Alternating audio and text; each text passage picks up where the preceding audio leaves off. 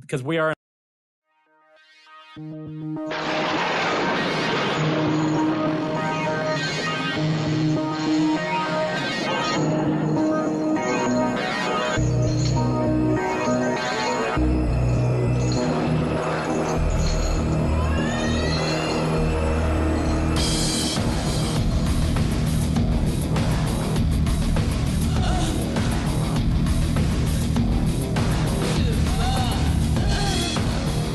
Hey, Rob. Hi. You wear a lot of fright rags. I do. So do I. I have a drawer. I have a special drawer in my room that is all fright rags. I have fright rag socks. I have. See, that's the thing. I have not delved outside the T-shirts and the baseball tees. Love the baseball tees, but you are a madman. You went for the socks though. You love the socks. The socks are great. If you guys haven't guessed already, our episode is brought to you by Fright Rags. Right now we have a discount code, so if you go to Fright Rags, you can type in Shockwaves 0817. Again, that's Shockwaves 0817. And use it to get a discount at our friends at Fright Rags. They are focused on creating original artwork commissioned from top artists, and they have the highest quality printing on super soft ring-spun cotton shirts. And I will say that is completely true because I'm really picky about my T-shirts, and I always say, like, man, I wish this was Fright Rags. I don't want to be a Debbie Downer, guys. I love this company, but I really wish they had an Evil Dead 2 design. Yeah. Hey, well, guess what? Elric. Guess what, Elric? Oh. They've got one coming out celebrating the 30th anniversary of Evil Dead 2. It is coming August 23rd. Oh my gosh! And I think they soon. just dropped an ET collection. They did. I am due to get that Dawn of the Dead. They dropped a whole Dawn of the Dead collection. Yes. There was some artwork I had never seen before, but it was on a baby blue ringer tee. I haven't worn ringer tees since I was in summer camp, so You I'm need gonna one. bust one out. I was excited because I posted up about the WRAITH or the Wrath. I don't even know how Wraith. the WRAITH. Okay, the WRAITH. It is the WRAITH, which I'll be talking about tonight. But as soon as I posted it, somebody linked to the Fright Rags tee underneath, and they have the WRAITH T-shirt. Oh yeah. I think they just did some amazing. RoboCop stuff too. They so, did, man. Yeah. What I like, and I was trying to see if I can do this for Slashback, was the masks. They do like The masks. Ben Cooper mask. The Ben Cooper masks. Those I are just so did great. the Ben Cooper panel at Midsummer Scream last weekend, and some of the people had some of the Fright Rags masks there, and Very they are cool. awesome looking. And they're one of your sponsors for Slashback Video. They are. Well, at Slashback Video, we're going to be doing a 2 for art show at the Mystic Museum in Burbank. So it's going to be part Ben Cooper art show and Slashback Video. That's pretty cool. Thanks for joining us. That was our show for today. Welcome back, wise ass. Yeah. Hey, This is I know, I episode missed the 60. Sharks. Yeah, we missed you, Elric. You Where you probably been? a better You've been replacement. traveling all over the place. The show was really classy without you. I imagine that guy was even more of a smartass than me. Rob Schraub? Yeah. He was. There was Okay. a level. There was a level of Good, smart-assness. good. I'm glad It was that. cool though. We No, missed fun. you. Yeah, Cool. Rob Schaub was great, but we missed you. We got up on stage at Midsummer Scream and they threw eggs and lettuce and tomatoes at us. And they were like, not until Elric comes back. until We're not Kane going to comes listen. We managed to talk them down. No Kane, They no ran out show. of groceries to throw at us. And Actually, then- true story. A student texts me. He goes, "Oh, I happened to be at this Midsummer, and I just saw Shockwaves is going to be there." And I was like, "Oh man!" The one time I'm not there, and I said, "Just go up to them and say, pretend you don't know me, and just be like, this show's bullshit without Elric." But I don't know if he did He it. did I do. not. That must have been. It was a plant. I did notice about 15 minutes into the show that a couple got up and walked out. Yep. So to you guys, I'm sorry. They were offended by sharks. I think we were only going through the introductions. I They're like, know. nope. They're Key Nope, Club don't friends. like of They were mine. suddenly like, "Oh man, they're mentioning Megalodon or Shark Attack Megalodon 3. We are so freaking This is out. too much. They Too can't, much. they can't even do intros. We're out of here. So last week at Midsummer Scream, we kicked off Exploitation Month, Yep. which Shark Exploitation was very exciting. And we are going to do another topic for this episode, carrying on with that theme. It's gonna get a little heavy. a little heavy, I think. Little heavy. And we have You never know. you do- You never know how that topic's going to shake out. All right, but we have a very special guest in the room with us to join us for this topic. Yep. A wonderful writer and friend to the horror community, BJ Colangelo. Hi. Hi, BJ. Holy smokes, you exist. I do. I'm a I real met person. you once before, but now all of us. I'm a are real meeting person. you. I'm not just a person on the internet who's moderating your Facebook group and telling people to chill out all the time. We love that though. I also No, like they're your good. pin. You got a Phantom of the Thanks. Paradise pin. Yeah, Flip it and up. when you flip it up, you can see Winslow's gross face Wow. and gross eye. I'm a big fan of Phantom of the Opera. That's Not pretty Phantom cool. of Paradise. But we're going to do our usual spiel, which is talk about what we've seen this week. And obviously, if there's some stuff that you want to chime in and tell us about that you've seen recently, that'd be great. But, obviously, you've been writing for several years. But the main reason I thought this topic would be perfect for you is because, well, A, we've never talked about it. And B, the way that you kind of started in the horror writing world is by creating a blog called Day of the Woman, which, as most people know, is the original title of I Spit on Your Grave. Yeah. Yeah. I mean, I'm one of the few people that'll tackle the topic and tackle it objectively because it is such a divisive topic and there's a lot of strong opinions on both sides, understandably.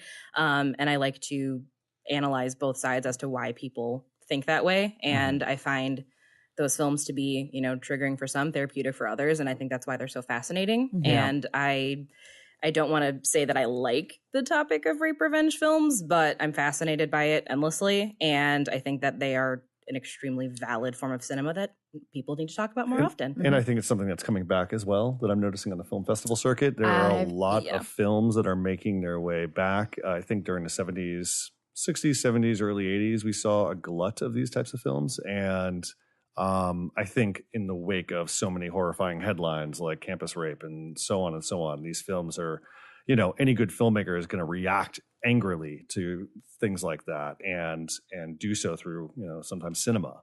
So now we're starting to see a lot of filmmakers approach it, But I'm seeing it in a different term now because in the 70s, it was much more of like an exploitation, like quick kind of means to get there. But I think now we're seeing it approached on almost like an art film level.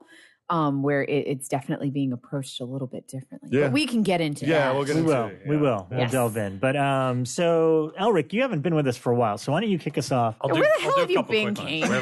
Well, we went to New York for a few days, and I'll start with that one because it's kind of fun. We got to talk to one of the reasons I am on this podcast is because I discovered a book when I was about 17 years old called Cult Movies by Danny Perry. It's the thing that bonded me with Brian to even do the show Pure Cinema. So he's been working on this doc for years, but he hadn't interviewed Danny Perry. So I kept kind of harassing him, going, "You don't have a film until you get Danny Perry." So we went there and I got to shoot it for him, and he interviewed Danny Perry, and we spent 2 days with this guy who is a very innocuous guy. He's not a guy who wants to be famous. He's not a guy who anyone could probably even recognize. But we got to spend 2 hours basically like worshiping at the altar. So he felt like his books had changed people's lives. It was pretty cool. But what was funny is the first thing he kind of said is, "Oh, I don't really think about movies as much as I used to. I can't have that part of my brain after doing thousands of movie reviews." And we said, "Oh, that's a bummer." And then of course we spend 2 days talking about nothing but movies. And the best part, he's even crazier than us. He will just go after a long day of doing whatever he does. He will go home and he'll just randomly pick a horror film on Netflix to watch without even researching it. Oh, wow. He will watch it all the way through. And I'm like, I'm not even that brave. And so the first thing out of his mouth was like, there was one. He was after going, well, I don't really watch movies anymore. He'd go, oh, last week I saw something called Here Alone. It's on Netflix. I go, I haven't even heard of this thing. So I start researching. I saved it and stuff. So I actually did watch that last night just because I wanted to honor it. Here Alone.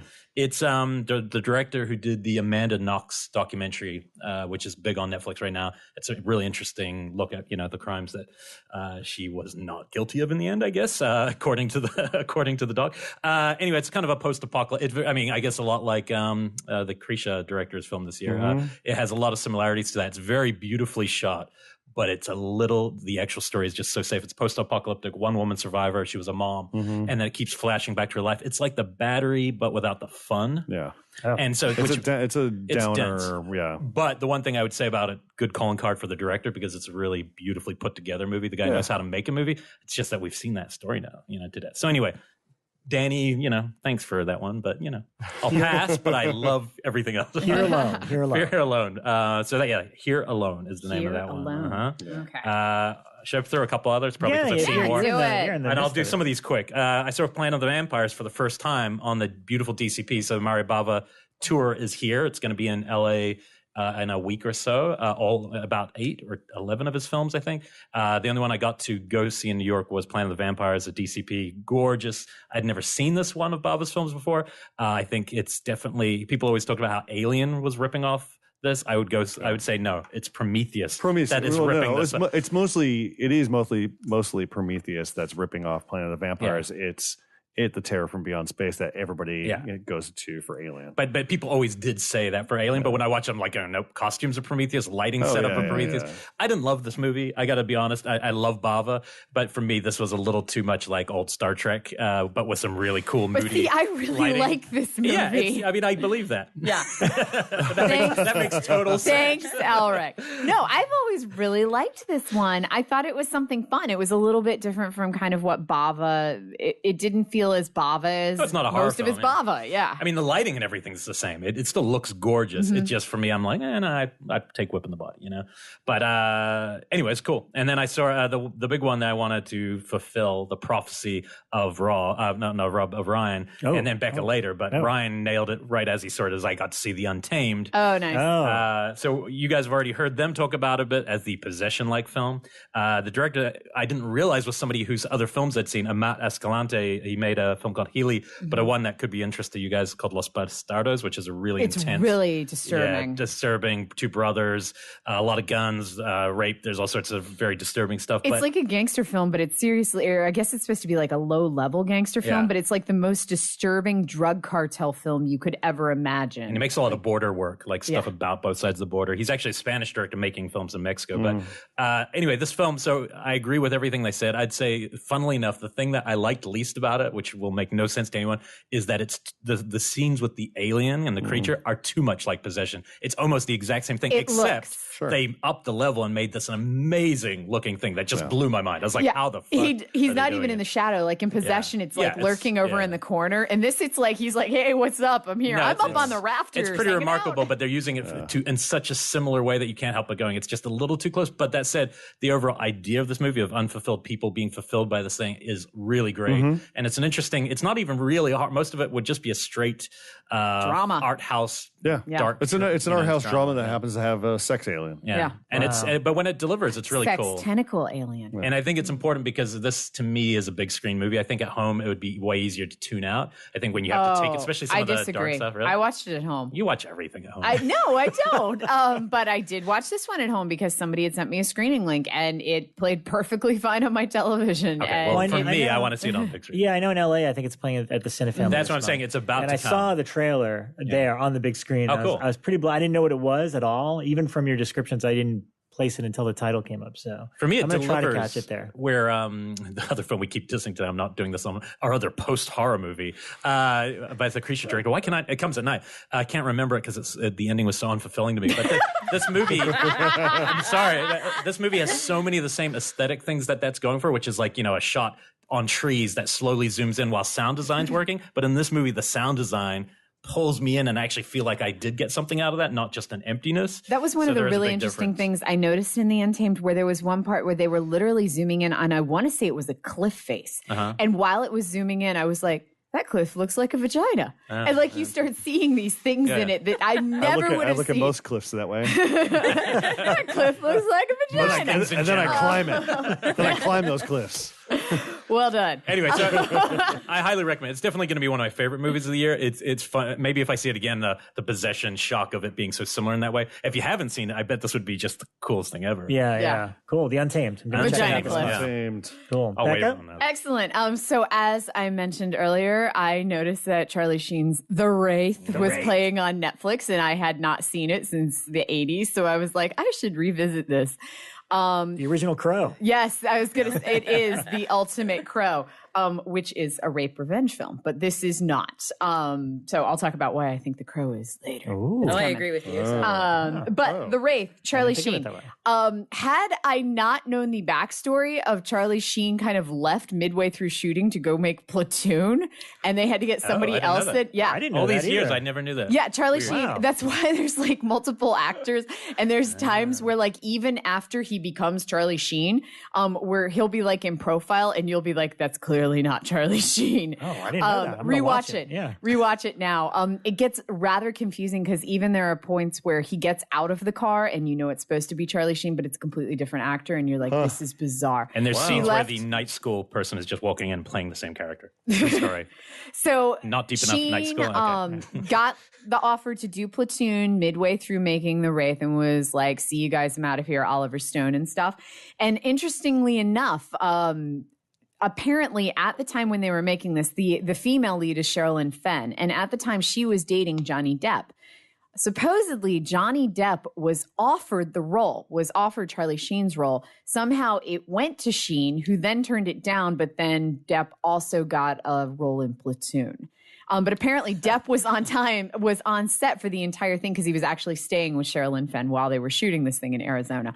But none of this even remotely compares to Clint Howard in the movie. Yeah, Clint's amazing. So Clint Howard is literally, he just plays like the weird mechanic, but he's got this like eraser heads type Crazy hair. Yeah. And he's got these like Coke bottle glasses, and all he does is show up and be like, okay, we're racing for pink slips. And he's like really intense and it's crazy. The original Fast and Furious. Yeah. And I have the plot of this movie is a little confusing. So the guy gets killed by this gang, this car gang. And so fate or Jesus or somebody in the afterlife gives him both this crazy fast car, a crazy cool leather outfit, and a motorbike so that he can, not have to drive the car everywhere, and then sends him back into the town to take revenge on Nick Cassavetes, who plays the swarthy biker or car gang dude.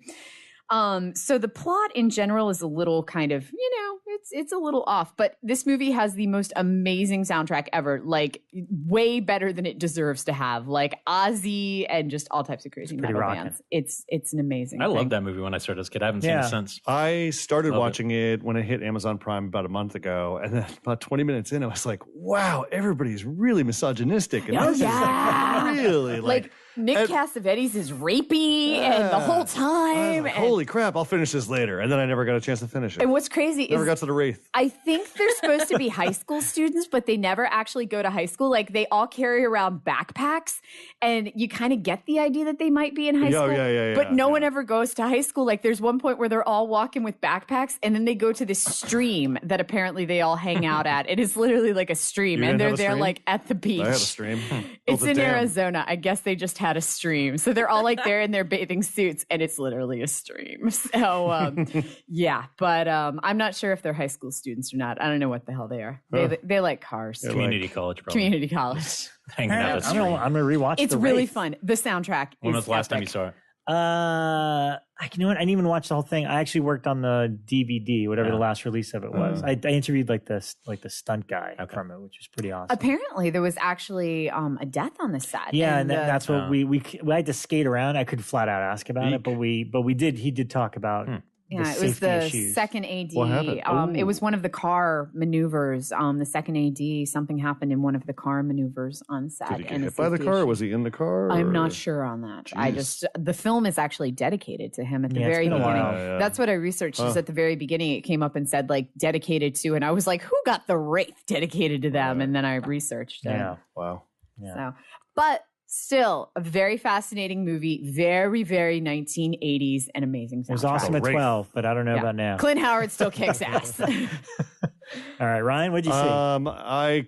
I caught up to Elric on this one. I finally watched Madhouse, which is now available on Arrow Blu-ray. Yeah. Thoroughly enjoyed this film. Wasn't a nice surprise, huh? Yeah. Just to recap, it's about a woman who discovers that her twin sister, who has been hospitalized for a long time and is I don't know if you mentioned this last time, but she's suffering from a virus that is basically eroding her flesh and making I never her understood deformed. what it was from. She had a form of Ebola or something. Was that even around then? Mad sure Cow it was. is not flesh. Neither's Ebola, guys. Neither of these two work. So very weird. I told you we shouldn't do a show with a PhD person. Well, that might actually be it. Necrotizing fasciitis is flesh-eating disease. Okay, so I think that's what she has. I think. Or it could be leprosy. I mean, just good old leprosy. It's a form of something. But anyways, the twin doesn't look like a twin anymore.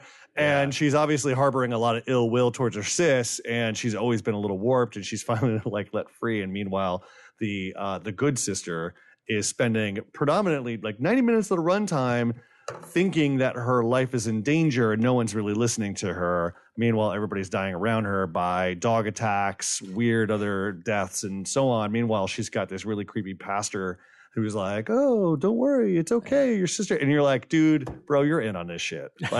There's something, you can see it a mile away. But the deaths, the atmosphere, like I got sucked into and this some kind of fun turns towards the end, like where you're like, oh, really okay, fun turns. fun, They don't make much sense logistically. No. I had to go back and like literally look who directed it, dude. That's the guy who made The Visitor. It's like I had to do I had to do a 5-minute rewind, not a 30-second rewind, but a 5-minute rewind to go. Wait a second, let me just pick up when someone goes, "This is why," and I was like, "Oh, great!" But at the end of "This is why," I still didn't have any new knowledge. Like I gained nothing new. If you want something, it kind of reminded me of like a fucked up made for TV movie. Yeah, totally. You know? But what about that Rizzolani score? It's pretty nice. Oh yeah, the score is good. Kind of a little. There's a little Cannibal Holocaust in there. A little over the top. Yeah. It's a little over the top, but it's pretty awesome. I but, haven't seen this one since I was a kid, but all I remember is it's a slasher, but it's the dog. It's a slasher, That's all I but there's remember. a dog. But there's some great slasher movie moments when the sis pops up. There's a beat when the building handyman's going down into the basement and she attacks him, and the way the scare gag occurs, the way it was orchestrated, like made me jump. I was like, oh shit, I didn't expect that. And then there's kind of like this weird haunting lasting quality that happens after, because you're not sure what you just saw.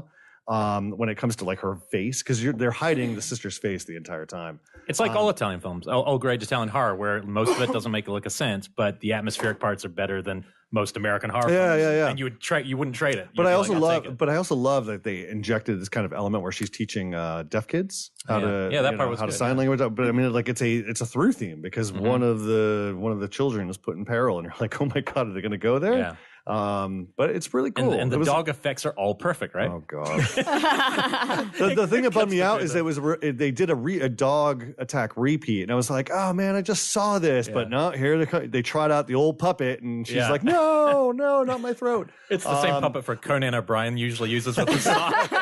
It's pretty amazing. But in terms of a blind buy, I was satisfied. I just bought it sight unseen. I liked the cover. I was like, oh, this. I think I saw Italian set in New Orleans or Savannah, and I was like, oh, I love Italian movies set in the South. All right, great, let's do it. So that was same town, Madhouse. City of what's Fulci's City of the Dead? City of the Living Dead. Living Dead. Yeah, same city that was shot there. Yeah. Crazy. Good stuff. Madhouse. BJ. Anything that you've seen recently you'd like to throw out there? Yeah. So I've been in production of my first feature, so I've been missing everything. I've been kind of in Congrats. Thanks. I've been under a rock, but I did have two, technically three, but the first one is I fell headfirst into the web series Dragula by the Boulet brothers. It is RuPaul's Drag Race mixed with Face Off. Wow. So it is a bunch of drag queens competing to be America's top drag super monster. So everything is horror related. So it's a combination of special effects, but drag queens. Oh my gosh, where can we find this? It's all on YouTube. It's on YouTube or heyqueen.tv. Queen, I think, is like QWEEN. Yeah. But they just started casting for their second season. So I was like, you know what? I got to catch up on this. But the first episode is like, who's the baddest bitch of them all? And it's a interpretation of the Wicked Witch challenge. So it's all of these drag queens having to do their own interpretation of the Wicked Witch of the West, and some of them do like very voodoo tribal witches. Some of them do like, one is like covered in candy and she's the witch from Hansel and Gretel, so it's like a really fucked up bloody candy witch. Ooh, I could see that as a movie character, like it's Hansel and Gretel really fascinating. Like but then they'll make them do actual horror challenges where they'll like, one of them they buried them alive under like in a coffin and then bury them and like saw who could stay down there the longest without freaking out. So it's got like fear factor in there too. They're throwing a lot at the wall with it, but it's really entertaining. And if people like effects or makeup, definitely check it out. And of course, if you like drag queens and kind of the theatrics and drama that go with that, it's perfect. Dragula. This, it looks like it debuted last Halloween, 2016. So oh wow, yeah. So the first season, they're all on YouTube. You can check all of them out. But that sounds like a blast. Yeah, it's a lot of fun. And then the other thing that I did is there is a local drive-in by where I live in Cleveland, the Autorama Drive-In, and every Tuesday in the summer they do a retro night, and it's usually a double feature that somewhat has something to do with each other. Like this year for the 25th they do Christmas in July, so it'll be Elf and It's a Wonderful Life. But they'll do two horror ones each summer, and the first one was Child's Play in Motel Hell. Nice. It was Two of my faves. Killer. So it's it's a Tuesday night. It's doesn't get dark until 9:30 or so. So you're staying out pretty late on a school night. But watching Child's Play on the big screen is something I've never done because I'm a small child, and it was out long before I was alive. And seeing it at the drive-in was fantastic. I mean, it's a Chicago horror movie, and that's where I'm from originally. So I love it. I love seeing everything. I love being able to be the asshole that can point and be like, oh my God, I've been there, I live there, kind of thing. Plus Chris Sarandon on a big screen is always a good thing too. But watching other cars watch was probably the most fun because a lot of teenagers go to this, and I think for a lot of them, it was their first time ever seeing it. I think that they know Chucky as a character, but they don't actually know the film. Where it came from. Yeah. And that first one's scary, unlike the other ones. So, and I forgot how great Andy is in that movie. Like, he's one of the best, like, toddler children. He's so endearing and cute, and I just want to grab him. And he's a survivor. He walks through, like, Chicago streets. There's like when he goes into the kind of projects. And he's like taking a piss on the side by himself. It's a wide shot, and it's just this little kid walking through the projects, and you're like, oh my God, get out of there, Andy. Yeah, I mean, he's walking through like Candyman territory at one point. And we're like, what are you doing? Oh my God, BJ. You have linked the universes. Maybe he goes through Cabrini Green. Right? Yeah. What if Andy's trapped in like the giant trash heap right now? Oh my gosh. Burning with Virginia Andy Madsen. walked through that giant face hole in the wall, and he has entered into Candyland. Right there. What if Andy was in the bathroom stall when Virginia Madsen went in to look for Candyman the first time, and those guys jumped her, and he was just sitting there going, and the camera oh just my turns, God. and Andy's there. And He's like witness, the witness kid. Yeah.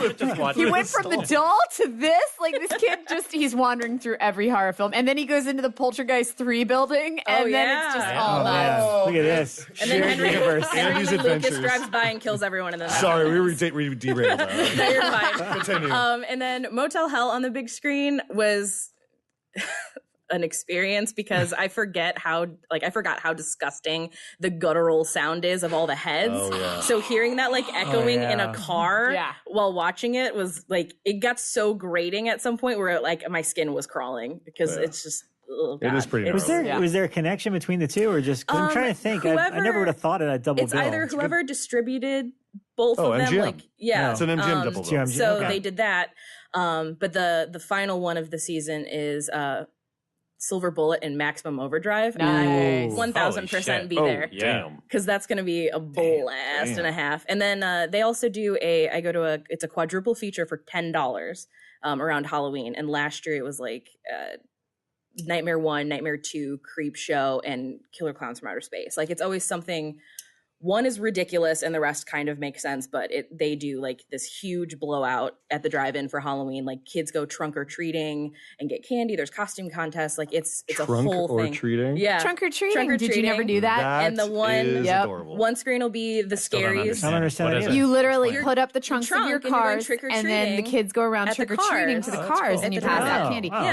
A lot of churches used to do it in my hometown because it was like, we don't want our kids like going out to door because, it was the 80s and there were Satanists everywhere. Yeah. And so you have them do it in the church parking lot with the trunks. And so we used to do it. There was a couple of places in my town that did it, I remember. And my parents would go to the trunk or treat, but then we would also go out trick or treating because my parents didn't mind Satanists. So. Yeah, double candy. Yeah. Yeah, it's always really nice. Like, there's the one screen for adults doing all horror, and then there'll be another screen at the same time for children, and it'll be like Ghostbusters and Beetlejuice and the Addams Family and things that are more family friendly. And it's really cool because like my hometown and out in Chicago, they just shut down that drive-in, so like we're losing them every day.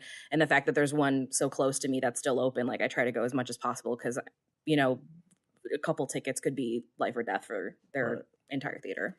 I took, because I grew up in a town that has a drive-in. It's still there, the Starlight Drive-In in Winchester, Virginia, or actually Stevens City because it's just outside. And for the longest time, it was the only theater that we had in the town when I was growing up. Like, I remember when they built the indoor theater. Prior to that, if you wanted to sit inside to see a show, you had to drive into like the DC area. Like that was like, you did that on your birthday. It was getting fancy.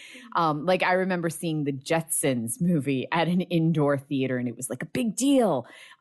But yeah, so growing up with a drive-in now, every single time I go home, I take my kids. My first drive-in experience was watching Twister because, again, I'm a child.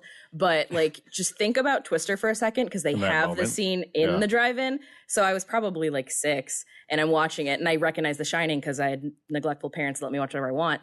So I knew that, and I was like, oh, cool, they're watching The Shining. And then the tornado hit, and by some act of God, there was a thundercloud above our actual theater, and I lost my shit. So my first drive-in experience was traumatic. Oh, wow. That'd be a cool series, like all the films that have good drive-in horror scenes in it while you're at the drive-in. Yeah. Like, what's our favorite turkey film, Thanksgiving movie? The opening of that. Blood Rage. Blood Rage? Oh, Blood Rage. The opening of Blood Rage is Blumhouse's very own The Town of the Dreaded Sundown. Yep, pretty that's cool. one. But they actually use it. It's a oneer. Yeah. Dead End Drive-In has some great stuff in there. There's so many. It'd be great. Let's put a list together for a future episode. Yes. We should actually make that an episode. Should be drive-ins. I've actually never been to a drive-in. There's still 2 active ones out. There's a really good one over in City of Industry called the Tiki Drive-In. No, that City of Industry is a different one, and then Tiki's on the other side. But the problem is they don't do what you're talking about. They're just new films. They're just new films, straight up new films. It's always kind of like, it's good, but if it's like for people with kids, it makes sense. But anyone else, it's not that fun. And actually, it was because of Elric that I went to those, because right after I gave birth to Marnie, I remember lamenting to right after, like immediately. I'm like, I need to go to a movie. No, I remember the next week, World War Z had just come out, and I was lamenting to Elric. I was like, I really want to see this fucking movie, and I can't. Like, because when you first have a kid, like, they scream every half an hour. If they do not eat, they are going to scream. And I was like, I can't do that in a theater. I can't take her to a theater.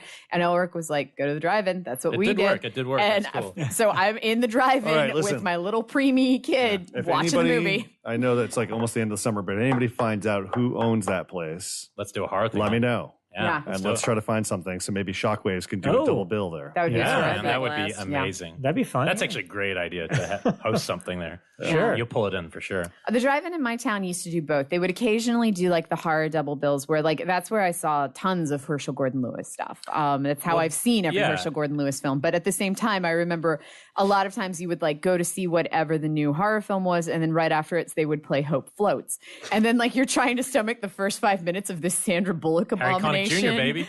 And then finally you're like, okay, I can't do this. But and then you leave. This is funny because it's not a side conversation, really, when you think about it, because this is exactly what exploitation movies were being made for. Yeah. And they were it's being made for where that I screen, saw not theaters, you know? It's a big difference of where you can stick something, you know? Yeah. But I have a couple more titles. Yeah, no, me too. I'm just glad that it wasn't. But it was a good topic, BJ. I love it. Let me shoot a couple of quick ones out. I did a double bill this week, as mentioned from our Sharksploitation episode, of Jaws 3D and Bait 3D. I did invite Rob to join me, but he was in the middle of shooting. Yes, he was shooting something, and I had 2 different sets of friends that had been asking me for Jaws 3D for a while now. So I was like, it's now or never. Summer's almost over, and but I will show them to Rob at some point. I promise. They're kind of fun. I mean, Jaws 3D is not a good movie, but it is. Everyone that saw it agreed that it was a much more entertaining movie in 3D, like in proper 3D. Doesn't have a whole lot of Jaws in it. No. And when you do see Jaws, I think it's the worst he looks in the entire franchise. Oh, of course. I saw that Instagram photo you put up. The video. It's great. It reminded me of just how awful that CG. But I do like Dennis Quaid and Leah Thompson, and it's got some fun stuff in it. And Bait 3D, as I mentioned last week, is I still like it. This may have been the first time that I was like, all right, maybe I don't like it as much as that last time I saw it. Maybe it's not as fun as I remember, but it's still pretty darn fun. So there's that. But the one I really want to talk about was I bought Code Red has been doing some pretty fascinating stuff as of late, and I picked up Brule. What? Brule? That's what he says all on our episode. He goes, "Oh, it's coming to Brule. It's coming to Brule." So I just started saying Brule instead of Blu-ray now. It's coming to Brule. Yes, I picked up a Brule. It was freshly baked and came out of the oven. It's One Dark Night, which is Tom McLaughlin's first movie. I just got it too. I haven't watched it yet. I need to get it. Yeah, this came out in 1982, and Tom McLaughlin went on to direct Friday the 13th 6, Jason Lives, which is arguably one of the most fun of the Friday franchise. And you know what? I've seen this movie, but I did not remember a single thing about it. It was like watching it for the first time again. And it's okay for a debut feature. Meg Tilly's in it, as is E.G. Daly. Where would you rank it with all the Phantasm films? Which one would you put it? Oh, because of the mausoleum. I just feel like the whole movie could literally have had a ball and it would have been a Phantasm film. It's not up there with number one by any means. I didn't like it as much as those Phantasm movies. It's a little. It was a little slow, but I liked, and everybody's like kind of like very dramatic. Like Meg and her boyfriend and are kind of over. And Adam West's some weird. Adam West has got like a little bit part because it's connected to some psychic guy that died, and like he's in this mausoleum. Basically, they dare Meg Tilly to sleep overnight in this mausoleum, and then all the girls that did it are like trying to play practical jokes on her. But it just so happens that the guy that they just put in there has some sort of magic ability, or he was not magic. He was there's a form of psychic where he dealt with power, and he has used that power to come back. I can't remember what it was. I mean, I just watched it, and even I didn't know what the hell's going on. So, but it's pretty. It's okay, and it looks pretty decent on Blu-ray. I was talking to Joe Madry earlier today, who wrote Tom McLaughlin's biography, because I think when Tom was on our show on Killer POV, he mentioned that there was a different cut of this. So I was trying to figure out like what the hell version this is. I think there's only the theatrical cut, which looks pretty good on Blu-ray. I think that whatever that director's thing was is on a VHS somewhere or whatever. But anyways, one Dark Night from Code Red Blu-ray. I think it's a fun one. It's a fun one. I want to watch it again. Nice. The new show by the Duplass brothers, I give it 2 snaps up in a circle. And that's and he actually just did it. It's on HBO. Hey, which show? This was before you existed. The show I'm referencing, just so you know, in living color. Duplass Brothers show. It's called Room 104, and a friend of mine appears at some point in it. That's probably I'm probably not even. It doesn't matter. I just said a friend. Is Mark in it? Somebody I know. Anyway, this show is the idea. The only connective tissue is that there's a room called Room 104 of a motel, and every single episode has a different director, I don't know if it's different writer, and even totally different tones apparently. But the first one is pure Twilight Zone. Sarah Dina Smith from Midnight Swim directed the first one. I loved it. I thought it was super fun, and I love that they're 26 minutes. I love that it's like a short form HBO. It's like cool to see, because we are in a time now where length does not mean anything. Everything's being obliterated by all the different. So to have something on HBO that's like 25 minutes long is really exciting to me. And I've heard the next episode is like bonkersly different than this one. So I'm really excited about this show, more just in the possibilities, not every episode necessarily being perfect. I could care less. I just want them to do something different. And I think the pitch for that show when they pitched it was just, we have a room and the story changes every episode. And that was it. That's the plot. That's the setup of Inside Number 9. God damn it, no. But no one's seen that except seriously. That is the whole fucking thing of Inside Number 9. But there's some connective tissue to that show, right? None. Nothing at all? None. Okay. The only thing is that they are all number 9. Who does it better? Yeah. I haven't seen Who wore them. it better? Yeah. They're British, so this is better. Oh, British are oppressors. I'm telling you, there are people on the UK Shockwaves fan page who absolutely love understand. Inside Number 9 with reason. It's fucking unbelievable. So... Well, anyway, I like will now show. watch Room 104 and be the judge. Check it out. On our plane back, me and Brian a couple days ago in the front seat was Mr. Dawson from Dawson Creek himself with a fat mustache. James Vanderbeek. It was pretty fat. It was awesome. He looked like badass. He is in the next episode, so he's the lead. So I was like, oh, nice timing. I thought that show was cool. And just a couple of real quick ones. I had never seen the bar's named Phantom Carriage. I'd never seen the Phantom Carriage. Ooh, yeah. Finally, I recorded it a year and a half ago on TCM. It's just been sitting there. I watched it, and it's pretty good. And I mean, it's got a great reputation. Victor Seastrom, who's made most of the best silent films, actually, a lot of them. But the one thing that was I was excited to tell people about here, besides the kind of double exposure photography where the thing looks super creepy, the specter who's coming, death basically. But the cool thing in this is there is a scene that is directly, so clearly what The Shining ripped off. Yeah. When he's like taking the axe to the door, like to see it, because I'd never read that. I'm just watching, and then suddenly that happened. I was like, oh my God, it's literally just the scene from The Shining. And this is 1918. No, 1921. So, I mean, that's pretty rad. There's a really nice Blu-ray of it. I think Criterion. It's a Criterion. Yeah. It is Criterion. It's just one of those ones I'd never watched, and I'm actually a really big silent film guy, so I was kind of surprised. It was fun. And the last thing, just so I can be done with these, because there were so many to catch up on, I finally saw Colossal by Nacho Vigalondo. Oh, yeah. I really loved the first half, and there was a character leap in this movie that completely took me out of this movie completely, where I was just like, nah, not interested. I think a lot of people are going to love it, so I'm not worried about it. Like, I'm not worried about me, because I still liked it a lot, and I love that Nacho just took this huge risk on a movie that could totally not work. And Anne Hathaway was awesome in it. I thought she was really funny and really, just great. But there was just some character stuff that was the kind of the point of the movie that where I was just like, I don't know, for me. And I kind of came out of it at a certain point. But I think people... Are you talking about the leap with the other character? Yeah, the other character. What are you talking about? Like, you would need runway for that. And I think they built that up really nicely. I don't know, for whatever reason, I didn't like it. It just took me out of it. Like, I don't want to spoil it, so I don't want to... But everyone's good in it.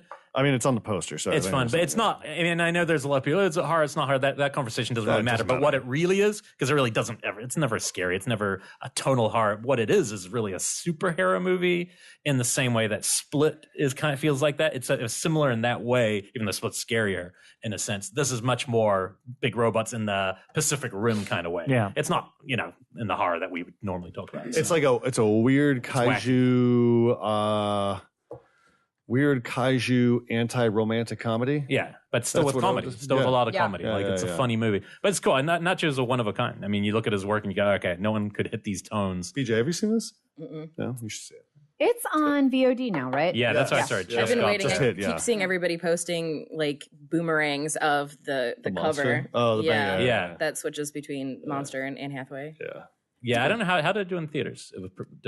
I think it didn't really okay. connect. Yeah, nothing. I mean, I think it only got released on what? It's got cult written all over it, so that's the fun thing. Like, it'll have a life. But I mean, in terms of Nacho's small body of work, I think it's one of his strong. Like I think Time Crimes. Time Crimes is a masterpiece. Yeah, Time Crimes is like amazing. Little movie. But I would put this in the second. Yeah, and then did you guys see Extraterrestrial? Yeah, I didn't. It didn't really work for me. Yeah, you should see Extraterrestrial. It's like a couple trapped in an apartment during an alien invasion. No. Yeah, it's cool. I actually like his VHS. Is it 2 or 3? His segment on that was like, I think it was the 3, because of the one that I don't like VHS 3 much. Which one was his? His is the one with the alternate dimension. Oh, yeah, and I thought that was brilliant. I was like, that was fun. It's all the weird sex stuff. Nice. So I saw. I'll do 2 more things. So being inspired by Ryan and the fact that Hello Mary Lou Prom Night 2 is on Amazon Prime. I rewatched this sucker last night. I had not seen this since 1986 or whenever it came out. And I had always had these really fond memories of it just being amazing and a lot of fun, and it did not disappoint. Yeah. God, my heart actually stopped there for a second. I was going to go, Bekah, this could be the end of the podcast. No, seriously. And it's weird because I remember even at the time, I was not a big fan of Prom Night 1. Like, I'd always found it kind of a slog. Yeah. But I loved Prom Night 2. And I really like Prom Night 3 as well, which is kind of weird. A lot of people don't really wrong about that one. I'm telling you, Prom Night 3. Brennan's giving me thumbs up. Prom Night 3, it's meta and it's very self-aware, but there's some charm to it. What's the subtitle for that one? Is it just Prom Night 3? The Last Kiss. Which one has the line? Is this the one with the dude on the motorcycle riding out of I'm telling you, see it. It's meta. It's definitely kind of self-aware of meta, what it is. She's saying it's just really bad comedy. Like, because Mary Lou takes 2 ice cream cones at one point and stabs a dude through both his hands with them. With ice cream cones. It's amusing. Which one has the line where she goes, I don't get mad, I bake? I think that's the third one. That's the third one. Like, I probably have like a screenshot that I use all the time whenever people are like, you mad? And I'm like, I don't get mad, I bake. And I'm like, I don't have any idea what I'm talking about. It's funny, it's self-aware, but I don't mind the third one. It's definitely not the second one. The second one's fucking brilliant. So I think we're all unanimous on Prom Night 2. Yes. Yeah. Right? Yeah, And I have to... Shockwave's approved. Wow. And it wasn't made as a sequel. It was made as a totally separate it was made horror as a film called The Horrors of Hamilton High or something about that's Hamilton High. And then it was actually the distributor that said, you have to call this a Prom Night sequel. It will help. And the producers actually got really angry at it and think that it actually hurt the success of the film to link it to the Prom Night franchise. Well, what's funny, I just rewatched this. The Amazon Prime one is fine, but I have the DVD and the DVD's in widescreen. Yeah, so I watched a few minutes on Amazon. Amazon Prime's 4x3. Wait a minute, I have this. I could just watch the regular. But what's funny about it is it totally feels like a Carrie sequel. Yeah. Mm-hmm. But it's Prom Night, but right away, because the prom starts in 1957, they quote Prom Night. Yep. Which is, what's this line that she says? It's not who you're with, it's who you go home with, or something. Yeah, so I'm like, wait, that's right from Prom Night. So there's the connection. They quote everything. I mean, like, all of the characters, like, oh, it's you, Professor Henenlotter, over here with Mrs. Carpenter and Mr. Craven, are back with Principal Blank. It's like... No two fledgling filmmakers don't do that. Don't do that. You don't need to elbow us the whole time. Please never do that. Fred Dekker got away with it, all right? That's the only one I forgive. And Howling. Joe Dante's Howling has a lot of that. You can get away with it in some of the Final Destination films because they go at least a little bit more obscure. It's not like Val Luton. Like they do I mean, that Luton one's pretty on the nose if you're aware of it, but that's not something that, like, my mom is going to know. Yeah. This was just a little over the top. Like there's certain times that like when there's a kids movie, Hugo, or not Hugo. A Scorsese movie? No. There's like a kids movie where they actually like reference Argento, or like in Monsters, where one of the bars that the monsters go to is named after a star. Oh, it's Harryhausen. Yeah, Monsters Inc. is Harryhausen. Yeah. So there's like certain times that I'm like, oh, that was cute. But that's about the best you're going to get from me is, oh, that was cute. And when it's every single freaking character, I was like, okay, that's a little bit much. So many horror icons have such distinct names too. It's not like they're Smith. Like you could get away with it if you were like Mr. Waters or Mr. Hughes, but the second you say Mr. Cronenberg, it's Mr. like, Henenlotter, right. it's like, oh, okay. But that said, the movie's freaking unbelievable. The effects are great, and it had one of the best jump scares that like actually got me in a long time, where she's standing up at the top of the stairs, and he's looking through the mirror, like a window of the door. The door has a window in it, and he's looking through it, and she's up at the top of the stairs, and then while she's still up at the top of the stairs, she appears right in front of him. The Shock from Shock. Same thing. No, I love that guy. That's a little different, but it was really like I was actually like it got me. And it has the great whiteboard, the chalkboard. The chalkboard effect was just so beautiful. surreal. And Michael Ironside. And Michael Ironside. So definitely check out Hello Mary Lou Prom Night 2 while it is on Amazon Prime. And then the last one I will talk about is The Worst Witch TV show, which is now on Netflix. And before you guys groan, just picture it as, for me as a female, this is pretty much, and I mean, I love Monster Squad too, obviously, but this is pretty much if they made Monster Squad a rebooted TV show. So I have to discuss it. Because The Worst Witch, if you were a female during the 80s, this was a huge freaking deal. It had Fairuza Balk in it. It had Tim Curry. This was like a massive thing. Did you see this one, BJ? I haven't. It's on my list of things to catch up on. Okay. Wait, for pre-craft, Fairuza is in The Worst Witch? Yeah, she's the little girl. She's the main character. She plays Mildred Hubble. Jenica's in the room as well. Worst Witch? Oh, she didn't like the original. It's also like got Return to Oz. I like the truth. Return to Oz Okay. Fairuza Balk. It's also got Mrs. Garrett from Facts of Life plays the head mistress. I'm in. See, It's- now So that's the original That's why film. you're in? Okay. So this is the original film. And for me growing up, like girls of the 80s under the age of 10, this was like horror light because it's pretty much Harry Potter, but it was darker than Harry Potter. And it was all about being a witch and fighting evil witches and things like that. And so when I heard that they were rebooting it as a TV show, I was kind of like, okay, you know what? I'm in. It needs an update. The 80s movie feels 80s now. Tim Curry comes out with this giant cape and does this neon dance where like a bat like holographically forms above his head and shit like that. It's pretty wild. My expectations were completely blown out of the water with this TV show. It's terrific. And the two coolest things about the TV show that Netflix has done for this, the main girl, Mildred Hubble, in the original, she was played by Fairuza Balk. In this one, she's played by Game of Thrones, the girl who runs Bear Island, like that totally badass little girl from Game of Thrones. Lyanna Mormont. Yeah, she's the lead. I love her. And then the head mistress bitch, like she's supposed to be kind of bitchy in this. She's Julia from Hellraiser. So I'm like, damn fine casting on the show, guys. I love it. So it's a British show? It's a British show. Yeah. So wait, you're telling me that Fairuza Balk did The Worst Witch, The Craft, and then what was that post-Craft rip-off witch movie that had a white cover on it? What was it called? That was called Little Witches. Little Witches. But- Is that her? That's her I don't too. think that's in it. her. She's not in Little Witches. And this She's is not? like It's a picture that looks exactly like her. Oh, they fooled this me. is back like Return to Oz. Like The Craft, you figure, was 96. So this is 86 when the original Worst Witch came out. So this is like Return to Oz for Fairuza Balk with like the big long braids on either side when she was still How cool like is a that kind of movie? creepy That was kid. a great movie. Return to Oz. That's a really smart It's movie. trippy and weird. It's weird, the Wheelers. But anyway, if you have kids, especially young females, check out The Worst Witch. It's worth it. I've watched the Stranger Things season 2 trailer multiple times, and It's gorgeous. I haven't done it yet. I haven't done it. trailer, the second trailer for it multiple Excellent. times. Also excellent. I gotta say, great trailers. Stoked for both. Yes, Like I cannot me too. like.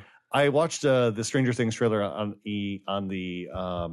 my computer, and then I had it on Apple TV on my TV, and I just turned up the volume. Yep. holy crap, it's a good trailer. It's very effective. Elric, I would even say, I know this is. You think I should do it? Yeah, no, think do for it. Stranger Do it. Things, All right. because I'm excited anyway. it's 3 minutes long. It's already my favorite film of the year. What? It's really I well love done. the trailer. They It's use such a Vincent great Price's trailer. voiceover from the Thriller Oh, okay. video. Yeah, So it's good. great. And I don't It's think, really great. you're not going to get that experience watching, I'm sure, season 2. But there are just so many elements that speak to me. It's like, okay, you like Stranger Things? Yes, I do. Do you like Halloween? Yes, I do. Do you like trick-or-treating? Yes, I do. Did you create your own Ghostbusters costume using Tried. shoe boxes and duct tape and all sorts of other And a stuff? Frisbee. And That's what a I Frisbee used. and a wiffle ball bat? Yes, I did. Did you play Dragon's Lair and spend a lot of money? Yes, I did. Were you scared of Thriller? Fuck yeah, I was. Give it all to me now. Yeah. And I love that trailer. Which inspired Stranger Things, guys. Yeah. Let's just not reverse that. Yeah. Same actor too, right? Same Yeah. boy. Yeah, same actor. I'm great. seeing a lot of articles that are like, it looks so inspired by Stranger Things. It's like, no, reverse that. It's because everyone that's writing it is 24. So. The It trailer is really well done. Yeah. Like Yeah. you hear Pennywise just say something once, and you're like, okay, that works. Well, I But like it. But I was nervous that he was going to be creepy the whole time, and also the fact that they cast such a young actor as Pennywise. But the second I heard his voice, it's Yeah. really unsettling because he does sound like a kid. yeah, Like you want your belief. You're like, whoa. Yeah. Ooh. Okay, and also I his haven't heard Gives me eyes. this. chills. Yeah, the eyes. the eye. Like his eyes look like they're almost like faulty contacts, but they're not. Like it's really funny because they're actually playing on the eyes quite a bit, and he's got such intense stare.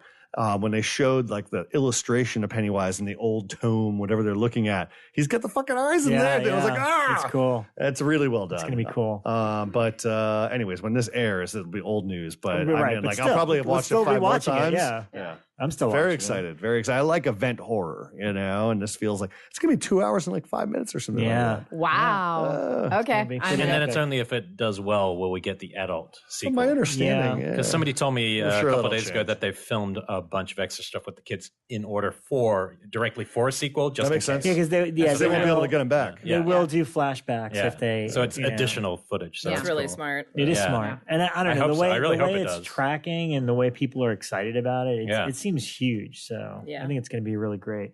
When is that? Um, When is that? In October or soon? September 8th. It is, Yeah. yeah, September 8th. Nice. I got 2 more quick ones. BJ, did you have anything else you No, wanted to throw in? Okay, so let me do these, and then it'll lead break. us into and we'll take a break, and Take it'll a lead us break. into our topic. But first up is I don't know why I got in the mood to see this, but the Mighty Carpenter.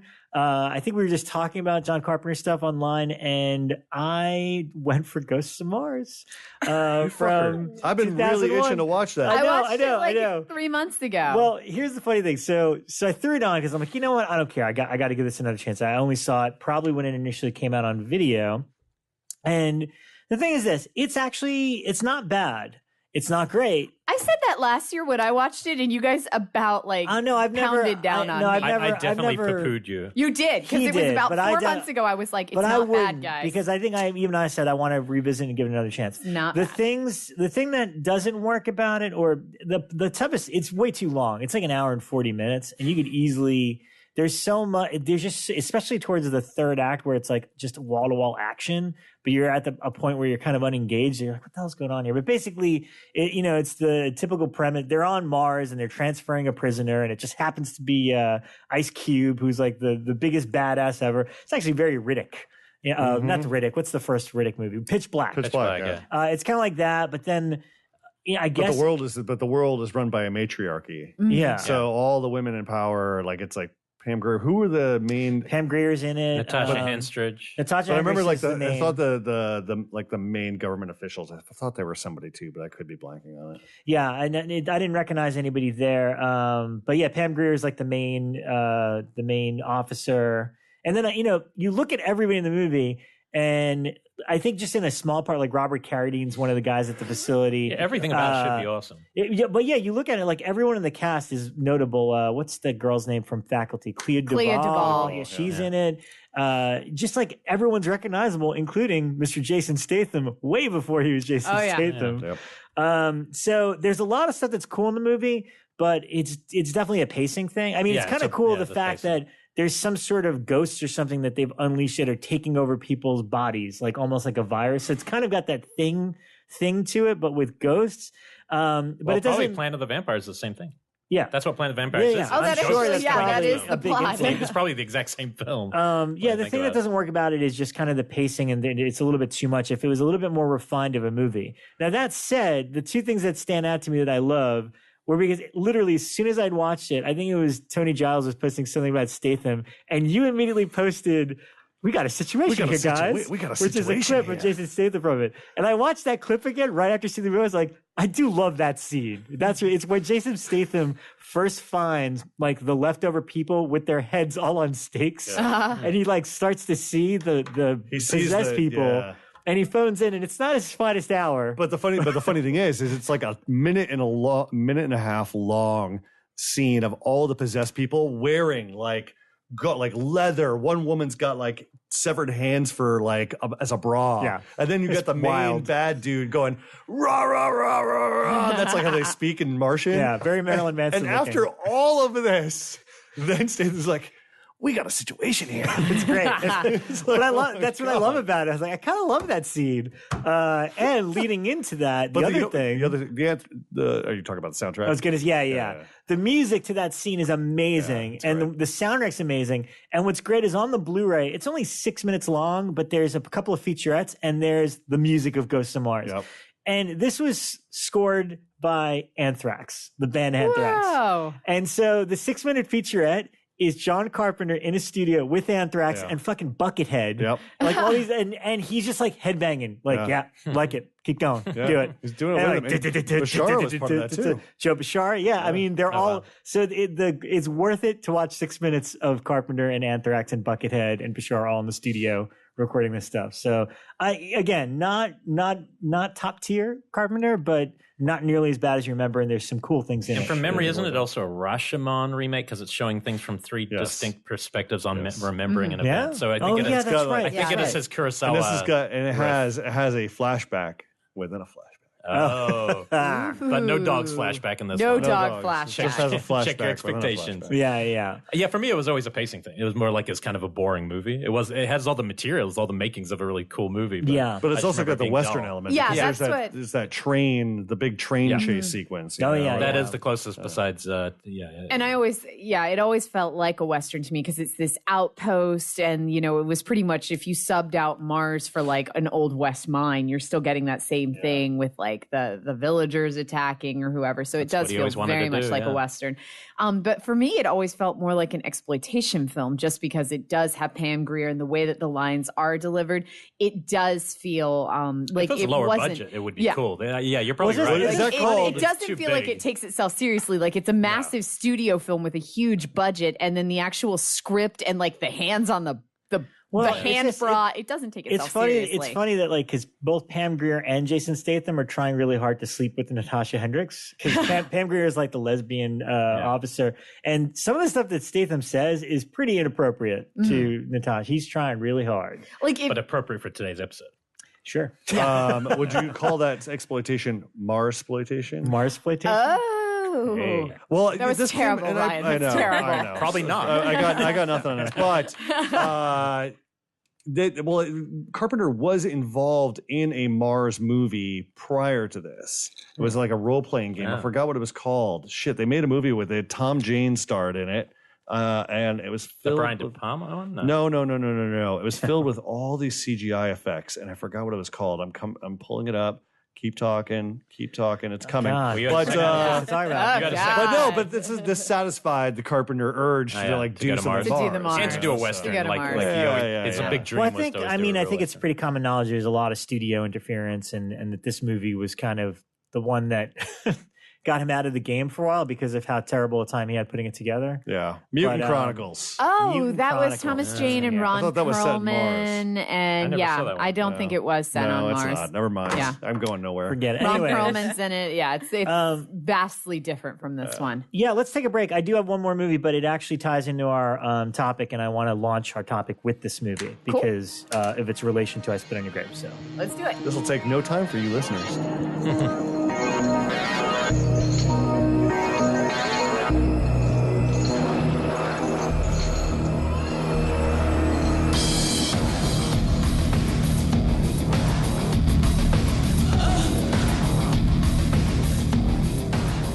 This episode is brought to you by Fright Rags. Fright Rags. Now we have a pretty awesome discount code for you. If you go to frightrags.com, fright-rags.com, and type in the discount code Shockwaves 0817. Again, that's Shockwaves 0187. 0817. Womp womp. This is what happens when I look at numbers. I hate math. Shockwaves 0817. 0817. As in August 2017. Yes. Yes. Then you'll get a sweet discount. But even on the Hornhead socks, the Mad Balls socks, that Even is specific. on the Look at that. Hornhead Mad Ball socks. Elric has been obsessing shopping. over Do they have the Screamin' Mad Balls. Mimi? I always liked that they one. do. It was like the Screaming Baseball. And they have an April Fool's Day shirt. I think that is so great. That is pretty great. That is specific. They go pretty. And they I used to have a Hello Mary Lou shirt. They did, and they even have the phone number on the back. It's pretty popular, but it's in the graveyard. But I know they do re-release those every once in a while. How does that work? Is that a voting thing? Yeah, it's a vote. yeah, I Yeah. think you go That's there and pretty you can cool. vote on So it. Yeah. once you watch the movie, start voting on it and bring it back. They've got great new Ben Cooper stuff. They've got They have lounge pants. lounge They've got pants, socks. I dare them to make underwear. Oh. Give me some Oh, boxer man. shorts. With pumpkins on it or something? What do you want? The thing. The Thing boxer shorts. I love I it. would I wear think those. teeth boxer shorts. Yeah. that's Or you could just go to like any horror film in which someone's running around in their skivvies and just try to emulate those Hey. like those style. You There know, should let's be just like the take 80s horror to panty, another level. line. Yeah. Well, This yeah, is going to be the most difficult segue ever, guys. I can't go from panties to what we're talking about comfortably. I don't feel good about that. All right. Well, hold on. So yeah, no, the Fright Rags, they always deliver great stuff. Top artists. It's usually original artwork from them. Yep. Right now, they're about to do an Evil Dead 2 release to celebrate the 30th anniversary. And that's on August 23rd. Evil Dead 2 is one of my favorite movies of all time. So you know they're going to do something cool for that. And it's the highest quality, printed on super soft ring spun cotton shirts. So again, that discount code is Shockwave 0817. Yes, and that's good until September 30th. So for the next 2 months, you could use that code and get a discount. Pretty good. Okay. All right, so So- how do we segue? Well, I saw a film that will lead us into our discussion. Again, as we mentioned at the top of the show, BJ had a blog when she first started writing called Day of the Woman, inspired by I Spit on Your Grave. And you didn't write. How did that start? Actually, I don't even know. Like, was that the kind of thing you wrote about at first? Was things like I Spit on Your Grave, or was that just a cool name for a horror blog? A little bit of both. I started the blog because I was going stir crazy in my college dorm room and needed to do something with my time. But the thing that I wanted to focus on the most was kind of the unconventional feminist point of view of films. I feel that there's like a very big divide between it's a very much a you're either with us or you're against us mentality when it comes to feminist film criticism, and I fall somewhere in the middle because I like to examine both sides, and I felt Day of the Woman was or I Spit on Your Grave was kind of the perfect example of that, because people are so divided. There's really nobody who falls in the middle on that film. And that's kind of where the name came from. And that was my main focus. And then people, obviously they knew I was a female, but then when they realized that I was at the time 18, then I became like this niche, like, holy crap, like this very, very, very young, born in 1990 person is talking about films from the 70s. This is kind of unheard of. And it's kind of spiraled all from there. Wow. Well, the thing that I've said this off record, and I've said it probably in previous episodes, but rape revenge horror is probably my least favorite subgenre. I kind of lump it in with torture porn, which is a terrible name for it, but anything that falls in that realm is just really difficult. Well, you and I are cut from the same cloth when it comes to horror movies. So, you and I kind of favor horror comedies more than most things in terms of subgenres. So anything that makes me feel slightly unpleasant, I'm just kind of like, okay, fine. I'm going to confront that. I'll take it. I'll watch anything. Honestly, I'll watch anything. But it's not like something I'll go, well, I'm just going to pop in I Spit on Your Grave this afternoon and just kind of kick back and eat some popcorn. It's not like a Friday night movie. No. But the contradiction to that is I will watch Last House on the Left. Really? See, and that's also my least favorite Wes Craven movie because of how nasty it gets. There's some sort of weird thing like that just keeps pulling me in to reassess it more than anything else when it comes to the subgenre. There's something gritty about it. There's something real, just really raw. And it's probably about the first time I saw it was like in high school. And some are like a little more overtly political, and the person making it is clearly trying to say something, whether it comes across clear. And a lot of them are completely exploitation or to sexualize the act. And unfortunately, people can't. For one, I don't think it's meant to be a genre. I don't think it's meant to be a subgenre of the rape revenge. I think we as fans and critics it's a narrative more than anything. Yeah, it's definitely really the 3-act structure. And actually, Wikipedia even defined it when I was like Googling rape revenge films today. Like Wikipedia even said, a rape revenge film, Act 1, the character is raped or gang raped and left for dead. Act 2, she survives and rehabilitates. Act 3, revenge or kills the rapist. And so it's definitely like a path, very much like, you know, an epic or any other type of formula. It just has gotten lumped into this grouping. Yeah. And there's some other mainstream examples that weren't in the exploitation, and that was man on man, like Deliverance was a major one. And that was like a mainstream in everyone's home watching the storyline. And, you know, that when you think about it, would have made a lot of people uncomfortable too, just because it is a man raping another man, you know, especially and then having a super masculine character like Burt Reynolds enter the narrative, it becomes, it's not as challenging, I don't think, because it's so easy to see what it is. You know what kind of movie that is. When you watch these movies, the line between eroticizing the act or politicizing it is it's almost hard to tell. Yeah. Virgin Spring, easy to tell. You know what, it had a very clear, it doesn't feel like they're just exploiting something, but then Last House muddles it. And the only thing that would tip you that it is politicized is probably Wes Craven, just knowing something about the guy. Same with The Hills Have Eyes, where it feels so tacked into Hills Have Eyes that a lot of times you can't tell what it is. But like Hills Have Eyes is one that I always return to. Like I enjoy watching that film, even though that I know that the scene's coming and I know it's going to be unpleasant. But I still don't mind watching that film. But are you talking about the original? Or the original. Yeah. The movie I wanted to mention before, Scream Factory just put this out, and I'd never even heard of it, and it's from 1980, and it's called Demented. Oh God, I got 20 minutes in, and I actually did some of the movies I've turned off in a long time. Wow, and not just because it was so gross, just I hated it. I was like, this is terrible. All right, well, I made it through the whole thing. No, and I was so surprised by this movie because this is a very the rape of the main girl happens in the first minute. Yep. It's like the movie opens and she's attacked by a group of men in like a horse a horse stall or whatever. And so you're kind of like, whoa, they're not even going to waste any time. They're getting right to that aspect of it. And then what happens after that is that she, you know, obviously she goes to like a mental hospital, whatever, and they make it clear that all the guys were caught, etc. Her husband brings her home, but she's kind of damaged. And at the same time, her husband, because of this, is kind of like cheating on her. So he's like off having an affair with another woman. And then there's not really, I don't want to say there's no rhyme or reason, because I guess there sort of is. I just don't understand. I just think they're terrible kids. But I guess there's like a group of boys in town that decide, let's put on a bunch of masks and just like, you know, when she's home alone, like mess with her or whatever. So they do. And then she just goes completely nuts and starts, because she can't tell if they're real or not. Right. You know, she's obviously had this like traumatic experience. Like repulsion. Yeah. So she just starts like hacking away at these kids in masks, and it's kind of over the top and crazy. But what struck me about it was this is 1980, and what was I Spit on Your Grave, 1978 or so. Mm-hmm. So this is like directly right after that. And maybe it was filmed right then. It could have been right on the path of it. So my question is, do we consider I Spit on Your Grave the first of this type of film, or is it just the first to exploit it? Or because when I think of rape revenge movies that are being exploitive, I think that they're trying to rip off I Spit on Your Grave. I don't think they're going back to Virgin Spring or Last House on the Left. Last House is just remaking. I was going to say, let's pose that to our guest. I mean, BJ, what do you think? I mean, I don't think that I Spit on Your Grave is kind of what started it, but it's definitely the one that,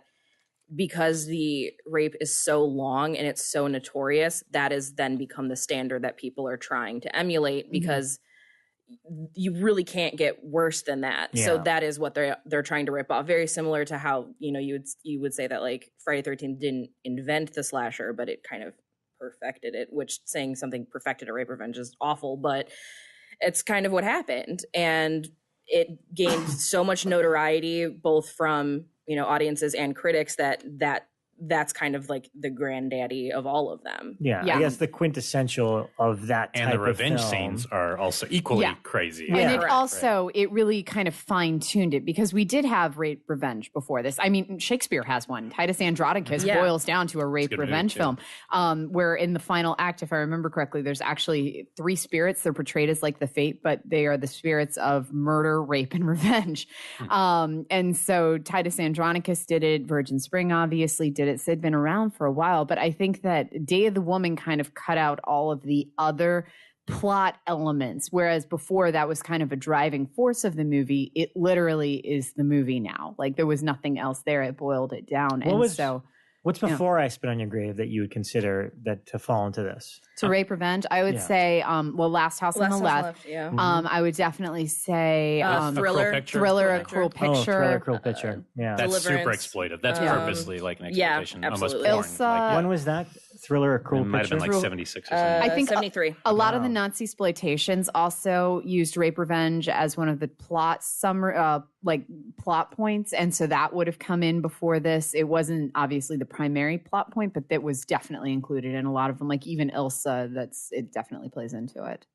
What was your experience watching that film the first time? Was it an emotional experience or was it a critical? Because obviously, if you're gonna use that particular film as your title for your blog, it has some significance. So this is where it gets kind of heavy, but it doesn't have to be. And that's why I talk about it, because a lot of people can't. And I think that if you can talk about it, if you're not that traumatized, you should. But when I was 15, I was brutally assaulted by an ex-boyfriend and some of his friends to an alarming degree. And I went through a lot of therapy and nothing seemed to really snap me out of it. I was kind of on this spiraling path of destruction. And I went to the video store and I saw Ms. 45 was actually my first one. And I went home and I watched it and I wasn't sure how to feel about it. So I went back to the video store, I went to return it, and the guy behind the counter was like, oh, if you watch that, you should watch this.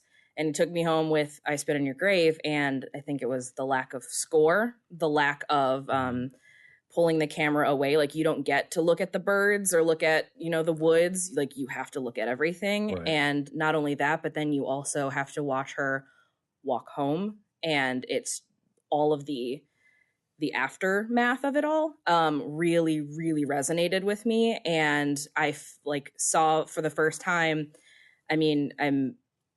this happened in the early 2000s. So Law and Order SVU was a huge thing for me. So my really my only exposure at that point to any sort of portrayal of assault survivors was SVU, where everybody is this has ended their life. Now they're all depressed and everyone's on drugs. And this was the first time that I ever saw a rape survivor be yeah, no, fuck this. I'm not going to let this ruin my life. It's a thing that happened. I feel angry about it. I'm going to do something with that anger, but it's not going to define me forever.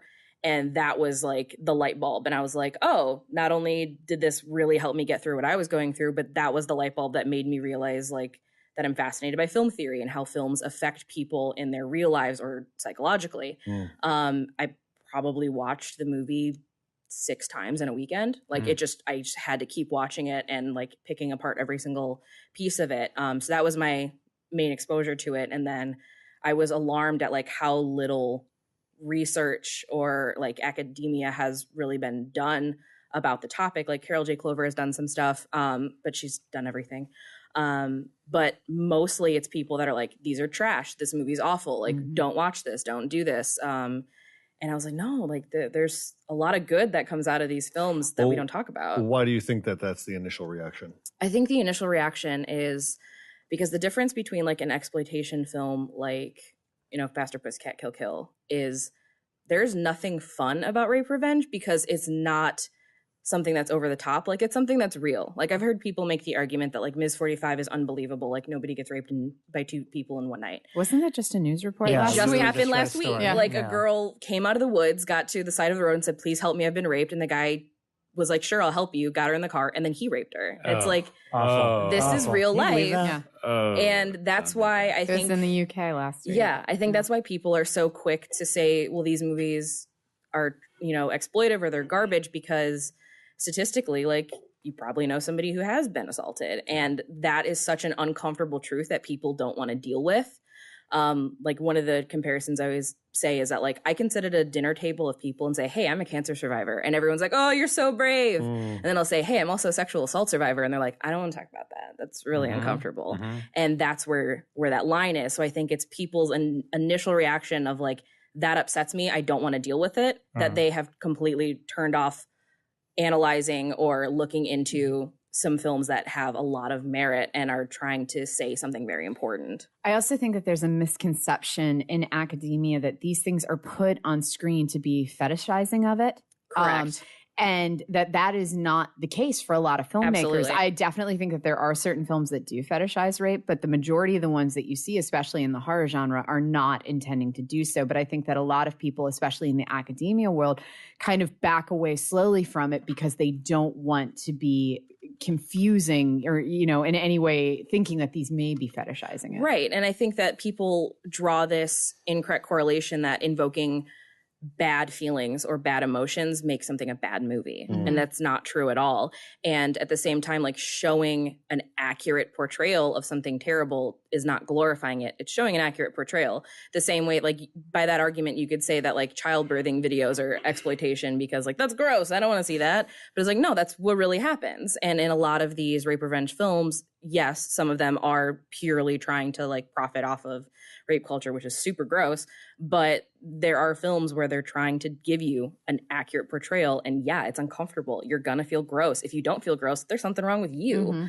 Yeah, if it's a cash grab, if it's like, oh, that movie I Spit in Your Grave did well, let's make our own one. That's exploitation. That's but Miyazakis story, and you maybe share a little bit, it's kind of amazing. I only heard it recently, you know, why he made that movie. Yeah, he found a girl who was kind of stumbling out of the woods and said, I've been attacked. I need help. And he was so upset that, you know, this is a problem and was happening. And this is right at the peak of kind of second wave feminism, which focused very heavily on like women's sexuality, and especially with rape culture and identifying that like this is a bigger problem than we think it is. So he wanted to do something about it. And I think that's why I respect that movie so much, is because you know that it's coming from a place of like, I'm trying to use art as therapy. I'm trying to send a message. I'm trying to say something. And this is the only way I can get people to listen. And to some extent, like, he made one of the most talked about movies in history. So he did his job. And I think most people, like I remember growing up, people who don't know that story just think he's a total scumbag. I've heard so many people go, oh, that guy is such an exploited scumbag. And then you hear that and go, wow, so this the impetus of where a story comes from versus how it's perceived are totally different. I wanted to ask you about the catharsis of, because to me, cinema in general is ultimately about catharsis. Any story is about giving you something, a situation, and you get to the end, you feel something, you're a little bit of relief. These films are basically the structure, like what Bekah was just saying. The structure is this event, which would also say, hopefully, it's going to provide some catharsis. And I don't mean like personal necessarily, like to you, obviously that film, that's a different scenario. But like when you watch that film, do you think it offers a viewer real catharsis, or is the exploitation perhaps actually the killings that she's doing? Is that the exploitive part? I don't know. I think that is where the exploitation lives, in kind of the manipulation that she has in these killings, more than the actual like rape scene, because that to me, like, that's like watching a medically accurate like depiction. Like that's real. Okay. It's everything after that I think is where it kind of falls into the world of exploitation. But at the same time, I think it's a really nice, I don't want to say nice, that's gross. But her kind of like her killing spree is like, that is a sense of release that like so many people don't get, is that like, what do I do with all these negative emotions? And obviously that's not to say this movie is encouraging like vigilante justice or people to like go out and kill other people for committing these crimes. But that idea of being able to express that is so cathartic. And I think a lot of people, you have to know who you are as a person before you walk into it. Obviously, you could make the argument with like that movie To the Bone that's on Netflix, which is about like anorexia. People like, oh, it's triggering. If you yourself know that you are triggered by looking at thin women that may make you relapse, don't watch it. Yeah. If you're a assault survivor and you can't watch Game of Thrones, don't watch I Spit in Your Grave. If you think you can handle this, watch it. It may bring you some release, but it is important that the viewer knows their own limitations, because it's not for everybody. And to kind of wave it with this blanket flag of like it's trash and it's bad for everybody, like that is a bigger problem. That's where you get into weird censorship issues, right? Where you can't even the first time the first time I noticed the difference between one that I felt like gets maybe a bad rap for being misogynist, because it's such an easy label to throw on and act that, because what if it's about that thing? It's easy to say, well, that's misogynist, and you're like, but it's about misogyny. Isn't misogyny hiding the fact that you're a misogynist? Not exactly. But the one I really noticed, and I'd be curious to know your feelings on this, when I first saw the first Death Wish, that act to me, which everyone just always goes, oh, it's misogynist. I'm like, it's so ugly and repulsive. As a man, if I think people should be forced to watch that and Irreversible. 18-year-old boys should be forced to watch Irreversible, because I guarantee you're not going to, how could somebody have those thoughts or feelings if they were faced with that? But then when I saw Death Wish 2, that scene, it felt like pure exploitation, made me feel so uncomfortable, and that I could tell somebody was doing it for money. Like the scenes of the rape in that are so different than how I felt in the first one, which is just scared for the woman. And this one, I'm like, oh my God, you're trying to titillate with a rape scene, which is disturbing. No, I agree with you completely. It's so weird, isn't it? Yeah, that is the sharpest difference, I think, is how it's shot, how it's presented. Is the camera unyielding? Like in Irreversible, I don't think the camera moves. Like literally, I think it's the same shot. I think it's the same shot the whole time, and that's how it feels during Day of the Woman, or I Spit on Your Grave. Like it feels, and Death Wish, actually, it feels unyielding. But yeah, by part 2, it does feel completely different. So a lot of it is in the style of how you're filming it. Well, also you're using the crux of you're making look, and there's a lot in Death Wish 2 I really like after that. But when I think, because it's a fun film, but you think about it and you're like, did you need another rape to make a sequel to a movie about a vigilante? You know what I mean? Right. That's where the exploitation comes in. Well, it worked in the first movie. Yes. Let's replicate. And that's where it feels wrong. That's where I'm like, no. No, I agree completely. I mean, that's I have very, very, very strong feelings about the reboot and sequels of the I Spit on Your Grave franchise, because to me, that looks like we are purely trying to profit off of an existing name and profit off of rape culture. And that's so gross to me. Yeah. And seeing kind of how extreme those kills are, they found the line and then like did a flying leap over what they did is they took a contemporary take of torture porn, more or less, and they were like, okay, how do we get to these moments of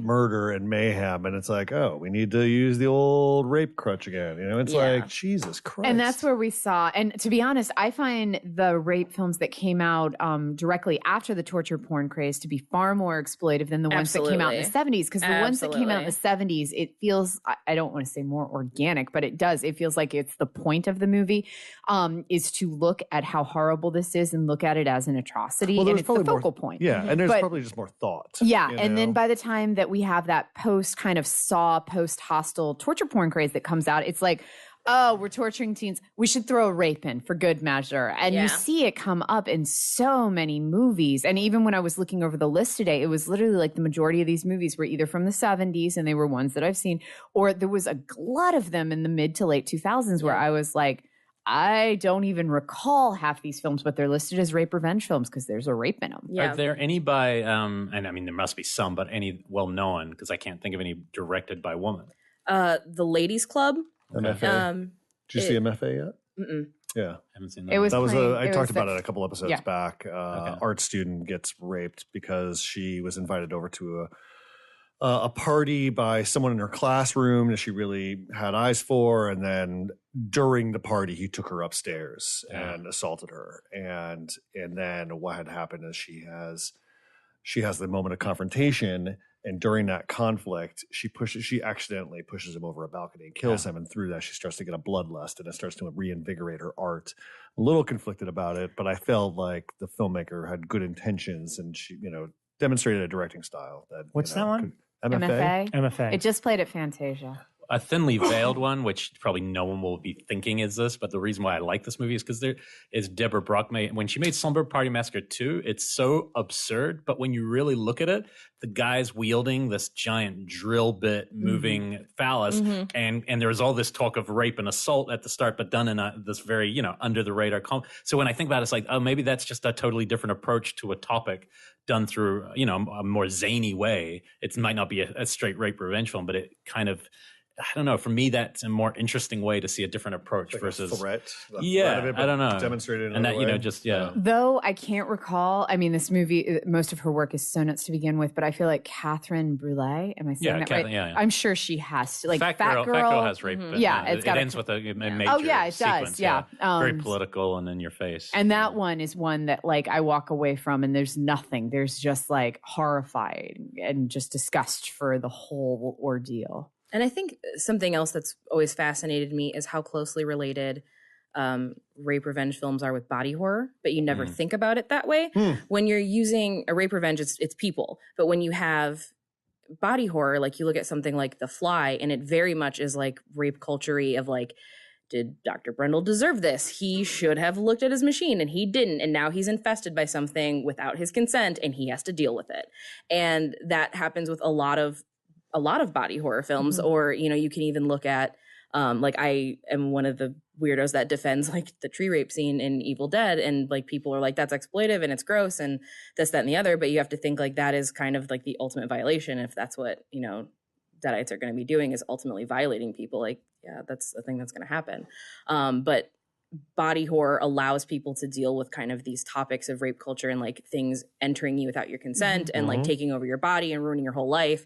But it's done in such an over the top manner that you're able to distance yourself from it. Rape revenge doesn't allow you that distance. It's in your face. Like, no, this, you're dealing with this now. And I think that that's always fascinating is people who love body horror, but like hate rape revenge. I'm like, they're telling the same story. It's the exact same story that you're just changing the face of the person that's doing the crime. I think that there are some good ones, at least a few that do kind of cross over, like Teeth I mentioned before. Absolutely. Definitely is a rape revenge film, but also body horror. I would even put Dead Girl into that to an extent. I would do that too. Yeah. Absolutely. And you know, which isn't a rape revenge and yet has all the hallmarks of the revenge part is and it's almost is as rabid. Is so and that's a direct connector of your body horror idea. Even Shivers too. And even thinking about The Fly, because the thing about not just rape, but it's also the control of women's bodies. And so the idea of like, oh, you must get an abortion or you're not going to get an abortion of that, The Fly child and stuff like that, wanting to control and dominate somebody else's body in either way, whether it's political. So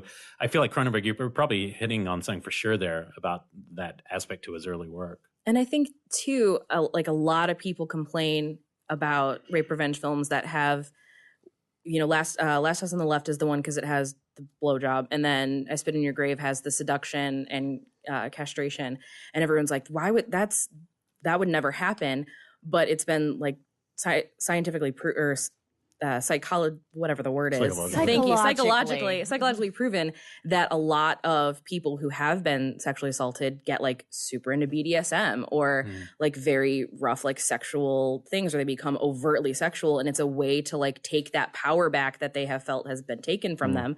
So a lot of people see those scenes and they're like, that's gross. That's not a thing that would happen. It's like, oh no, that's absolutely how people would deal with it. It's, you know, if men are going to use this like sexuality as a weapon and exert power over women, like then why is it so hard to believe that the inverse could have this like the same effect and women are going to do the same thing? Did you see Big Little Lies? I actually just finished it last night. It's a dynamite show. Like it was 7 parts with Nicole Kidman, Reese Witherspoon, but it's a direct relationship of what you're talking about between the guy who's the sexy guy from True Blood, the blonde guy, Skarsgård, is having an abusive relationship with his wife Nicole Kidman, and it's like brutal. He beats her, and then they have this crazy hot sex each time, and until she realizes it's not really what they're having, and it's quite scary. Like that storyline's like quite disturbing to watch it unfold, and you really feel for that character. You know, it's funny how these things that if you hide them, I feel like they're more dangerous somehow. Absolutely, and yet it's not an enjoyable.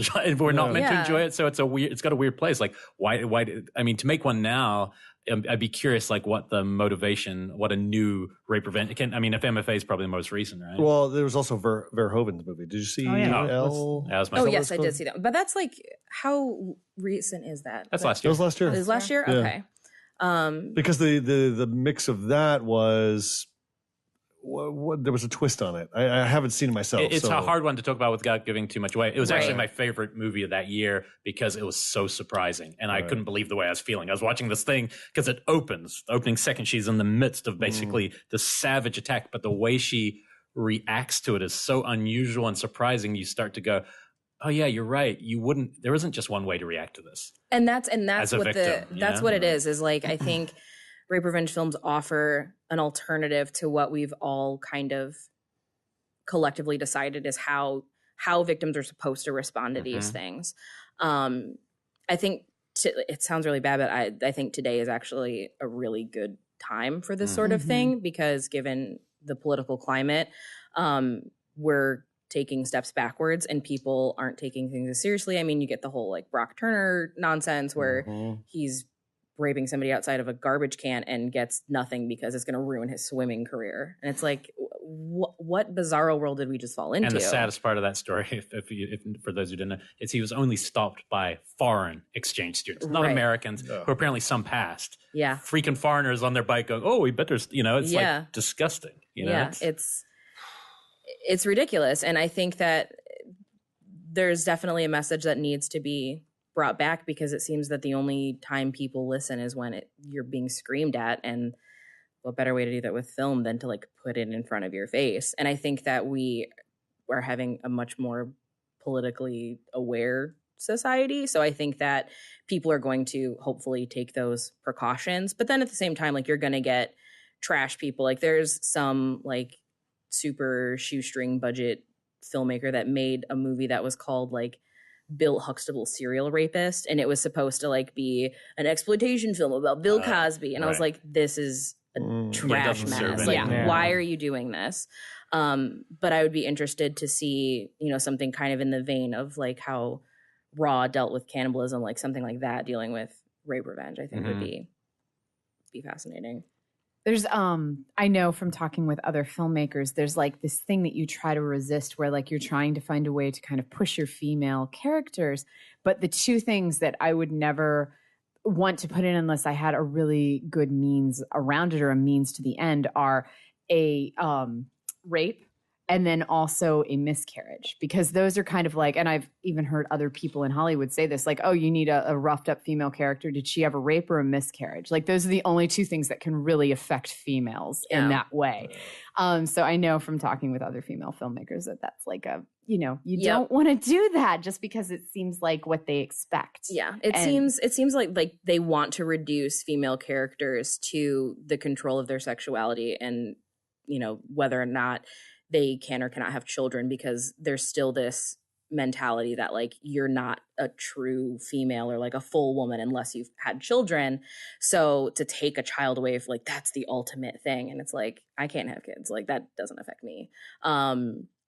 But that's like a very common thing, is that the only way to show like a distressed woman is to fuck with kids or rape her. And how did you feel about, I just read a big one that just popped in my head that's fairly recent and friends of pretty much everyone on the show, I think, is the Shushka twins, American Mary. And that was one that, like, there's a lot I liked about the movie, but when it took that turn, that definitely did make me feel like uncomfortable and gloomy, and it was almost too much for me. But I think it probably was integral to that story. How did you feel about that portrayal? The portrayal of it didn't really bother me. I did think I liked kind of the message, because they're dealing with like people that are working in like the strip club and like the sex work industry, and a lot of people then make the assumption that like, well, if you do that, then you're asking for it. And I thought that was a take that I hadn't really seen.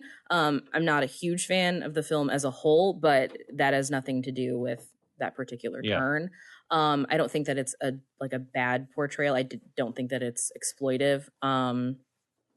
But the movie itself didn't really do much for me, so it's hard for me to be like, Taking the scholarly approach in terms of listeners who might not have ever seen anything. Obviously, beyond I Spit on Your Grave, what else would you tell them to kind of dig into? So Miss 45 is a big one. But that, similar to like Thriller, A Cruel Picture, like there's a lot of mute rape revenge movies, just like women who can't talk and just raping them. That's like a weird thing. Savage Streets, that one character. I mean, I love Savage Streets, but the one character is just, it's brutal. Virgin Spring, which we talked about. There's a Japanese one that I've recommended on the show a couple of times before called Freeze Me. That I'm always a little more fascinated by. It does, and again, like the Japanese rape films are a whole different bag. Like they have a lot of sexual issues going on over there. Yeah, it's much more kind of a fetishization with it in certain films. But with Freeze Me, there was something about that I found really compelling that I'm still fascinated by. I don't know what to make of it. It's one of these where I'm kind of on the fence. I don't know if I like this film or if I'm repulsed by it, but there's something about the message that I find really compelling. So I recommend, at least giving it a second look. I actually prefer the Last House on the Left remake's portrayal of assault. The original one does feel super, super gritty, but like my problem with that is I kind of go with the Carol Clover approach that like if somebody else is doing the revenge for you, then it's not like it. That's where it definitely falls. Like rape revenge is a narrative and not a subgenre because someone else is doing it for them. Same thing with I think it's 7 Days where it's I think it's a French movie where the dad finds I've seen this. Yeah, finds his like young child's rapist and then just tortures him for 2 hours. For 7 days. 7 days. I never saw, and it's weird that I didn't see it because I actually think Irreversible is a really important movie and it really did a lot for me. But then I never saw Bas-et-moi, which is literally Rape Me, is the actual English. Did you see that one? Because that's meant to be empowering. But I have seen it. It wants to be empowering. I was not empowered by it. No. It to me felt far more like shock. Like much more like shocksploitation where it's like, oh my God, I can't believe everything that we put on screen. Like, and it just adult feels industry actors, right? Yeah. As part of the appeal to make it that's why people wanted to watch it.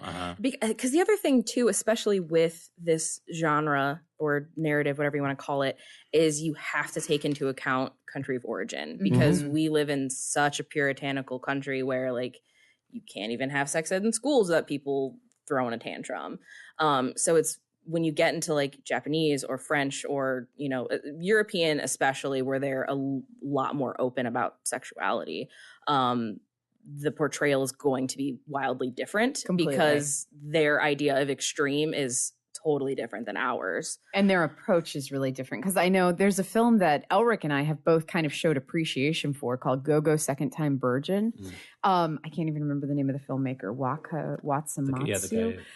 It was this Japanese filmmaker who pretty much spent his entire life studying Godard and decided he was going to make a rape revenge film, but make it like Godard. But it's still made with this Japanese mentality. So it's got these strangely comedic scenes, beautifully shot. It is like the most beautifully shot. He ended up making another one. I can't remember. Ecstasy of the Angels.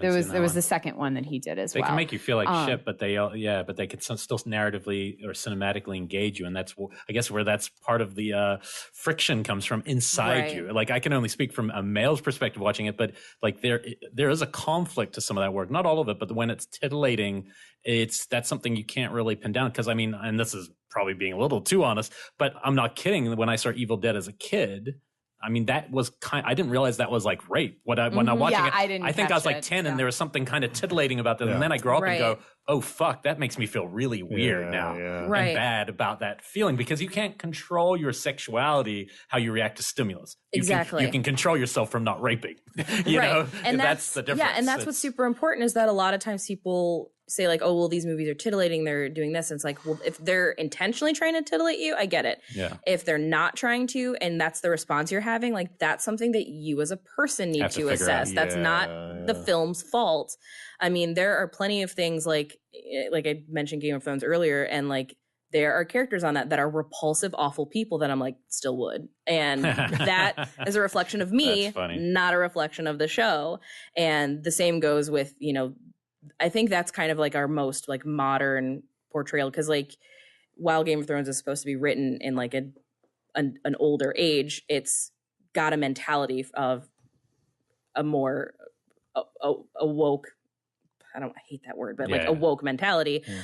So their approach is thinking with today's audiences in mind, and people still are like, no, you can't do this. You can't do this. It's bad. And it's like, if you are responding to this by thinking like, oh, they're glorifying it, then you need to understand what the difference between exposure and glorification is. And every rape in that show is about power. Every single one is a direct because power ultimately play. That is what it is. Like rape has nothing to do with sexuality. It has everything to do with power. And they do that really well, and they do it really honestly, and that's what's so disturbing about it, and that's why it kind of works in that show. Yep, and that's why people get so upset because there's there's no fun in this form of exploitation because it is real. And then that also makes people want to step aside from seeing it as like a horror film because it's not a monster. It's not a slasher. It's real. And it's not just like a real boogeyman, but it's a real boogeyman that for whatever reason we cannot beat. And that is the scariest part of all of it. And no one's made a film where that's fully come true, like where the raped character comes back literally as a monster. I mean, I know Repulsion kind of has that, and so does Rabid a bit, even though they're not quite that. But I'm just imagining someone taking that fantastic approach of going all out, and it becomes actually the monstrous, you know. But I can't think of. Yeah, I feel like that has been done, but I can't think of one. It really might have, but it's not raising any. Yeah. Liquid Sky does that to a degree. Not that I would call that the world's greatest rape revenge film. It's fascinating. And it's another one I'm on the fence of where I don't know what to make of it, where it's a girl who aliens have kind of attacked her. And every single person who has an orgasm within her presence dies. And so she gets raped a couple of times and her attackers immediately die. And it's kind of like looking at this, but it's all set in this New York art world. And so she ends up becoming kind of the unwilling monster where she's killing all of these people, but they're all rapists. And so it's a bizarre film to begin with. The filmmaking is completely whack. It's really trippy and psychedelic, but it does have that interesting angle where she unwillingly becomes the monster and also the victim simultaneously. I think the closest, and this is a stretch, but I'm not the first one to have the take. A lot of people agree with it, that Maleficent is a rape revenge story. I read that today. Absolutely. It totally is. It's not, rape in the sense of like penetration, but, the removal of the wings. And then she becomes like this uncontrollable, like demon monster witch, whatever you want to call her. That's definitely a rape revenge film. Absolutely. That's a rape revenge film for kids. Did Disney ever or any of the creators ever take a stance on that? Because I saw it, but I never followed any of the press afterwards. Yeah, I don't think anyone ever. I think they just wanted it to go away. Yeah, because there was a really it was so blatant. There was a I remember right after Disney came out, it was maybe a week later, there was a really good Huffington Post article that somebody sent me that was literally called "We Need to Talk About the Rape Scene in Maleficent." Yeah. And it was a great article that went through how it was a rape scene, how the whole movie functioned as a rape revenge, and how she was ultimately a rape victim. And it was a great article. But yeah, I don't know if Disney ever said. I think they just buried it. I think they buried it. And yet, like they smuggled it in, and the creators definitely smuggled it in there. Well, like one of the most popular teen shows this year was the entire show is a rape revenge show, which is the 13 Reasons are literally her revenge is this very concocted plan, but it's totally rape revenge. We did a back-to-back pieces. Meredith Borders wrote for Birth Movies Death about why she hated it, and then I wrote about why I liked it, and it was for that exact reason. That's awesome that you guys did that. And it was, they cross-posted it for like Forever Young Adult as well, which is like very much geared towards that audience. And it's been really interesting. Like everybody has been hating on it, and they're like, oh, this is, it's triggering, it's this, it's that, and the other. And I'm like, something being triggering for some people does not devalue its merit. And that's something that people have to shake off. Like, you look at like even something like old like blaxploitation films, like Rudy Ray Moore films, and people are like, these are blatantly racist. Like, is it? Or is it empowering and it makes you uncomfortable because you're not in on it? See, according to Rudy Ray Moore, they were never in any way, they weren't making like racist films. They were just making films. Exactly. And like that's kind of similar with the people who aren't trying, because if they're not trying to profit off of like the rape revenge thing, like you look at Amir Zarchi, like he's not trying to make like this rape revenge thing. He's making a franchise. He wasn't making all those sequels. No, other he was people making. did, This was his response to real life. Right. And people just need to shake that shit off and realize that it's not one linear vision. Like, there's a lot of different interpretations to the content.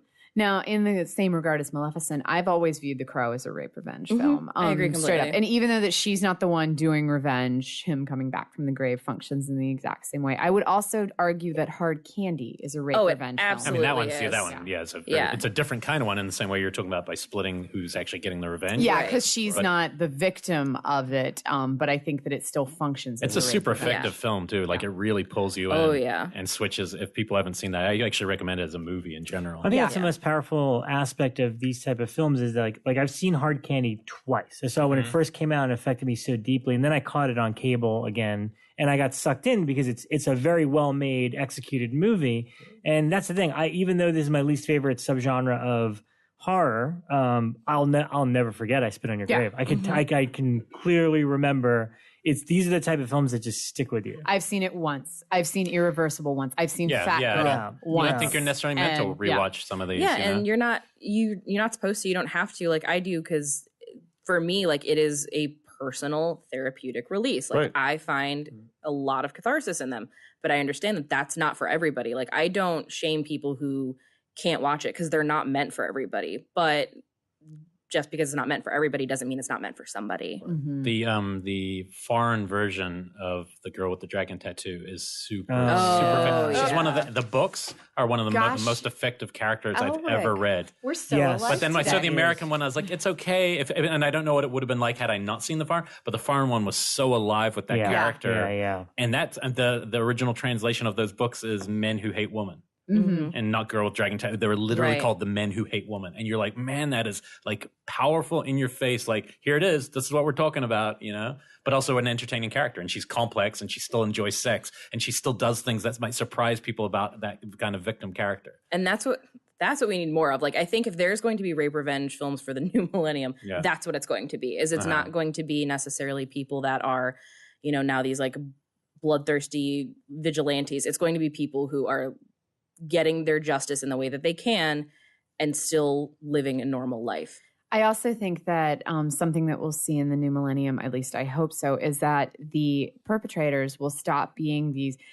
crazy redneck hillbillies in the woods or these like crazy, you know, madmen, homeless men, that it's going to be the person that she's known forever or the person that she's seen every single day for the past 10 years. It's going to be much more reality than like the mysterious monster lurking in the shadows of the alley. I think it'll always simmer in the home video market, you know, that kind of thing. Because it's a lazy go-to. Right. Yeah. You know? Well, because nobody wants to accept that. I think the last time I checked, it was 83% of all rapes like are by somebody that they know. Yeah. And nobody wants to put that on screen because it's not fun. Like you want to be able to have a bad guy. You don't want to have, you know, the drunk friend who, you know, didn't understand what they were doing. Like you don't want to walk that line.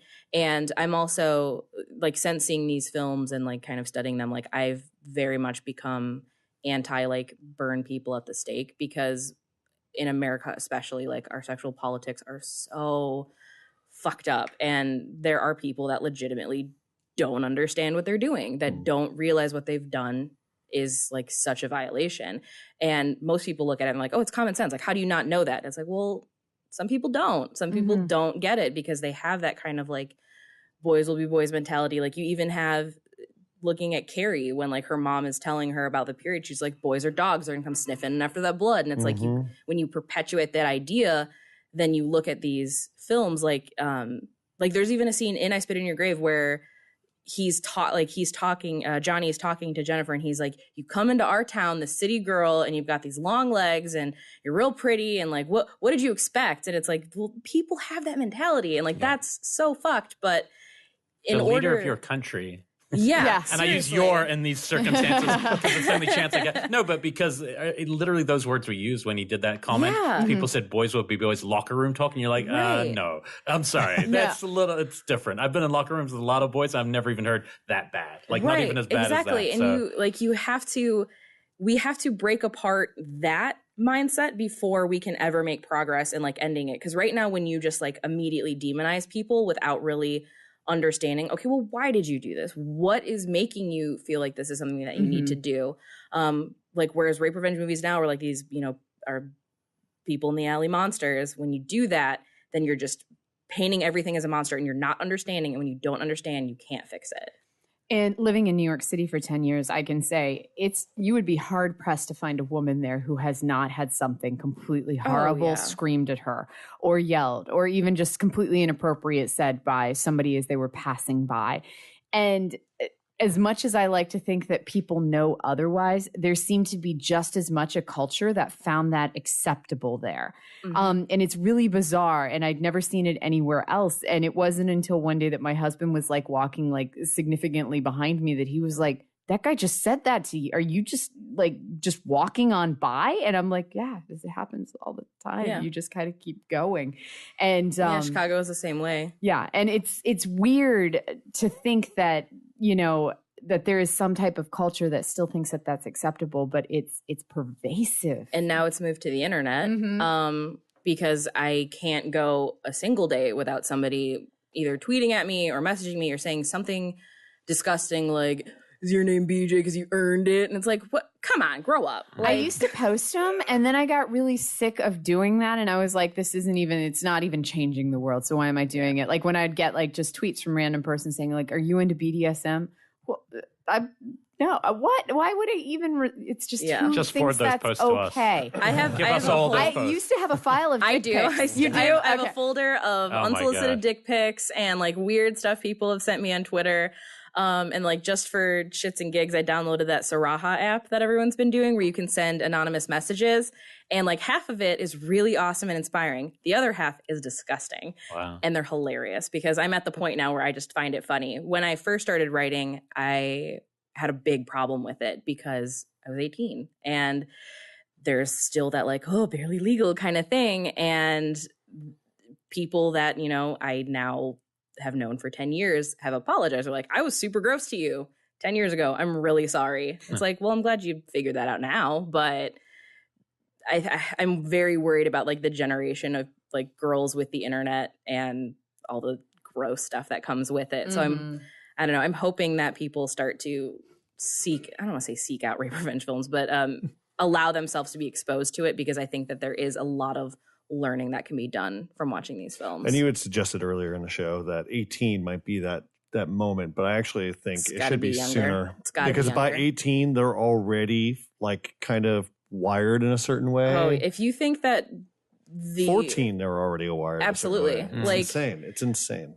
Yeah. And I mean, and we're maturing earlier and earlier and earlier. Like, there are girls that are like menstruating as early as 9. Like they are able to have children at 10 years old. Like that's the world we live in. And you have to accept that and prepare for it and understand that like even like children even have sexuality and when they're toddlers, they don't know that it's sexual. They just know it feels good. So when they get older and start to learn like what that means, like that's when you have to like dive in and do it. And a lot of people freak out when they're like, you watched I Spit in Your Grave when you were 15. Like that's extreme. I'm like, yeah, but that is why I am the way that I am because I was exposed to that so early and I was forced to kind of learn and grow up so quickly. But that it's become like a pivotal like film in my life. Like that film is just as impactful in who I am as a person as like Fright Night, which is something that's way more fun. And there's nothing wrong with having such wildly different movies be that impactful. Well, some people might be listening to who listen to our normal episodes who just want hard talk and think, okay, well, this was cool at the start, but they went off topic and made it all serious. But what I really like about what you're saying is like what this is really about is the power of a movie as well, a power of one movie. We're really coming back down to not just the rape revenge, but one movie's power, which happened to be a horror film for one person being you.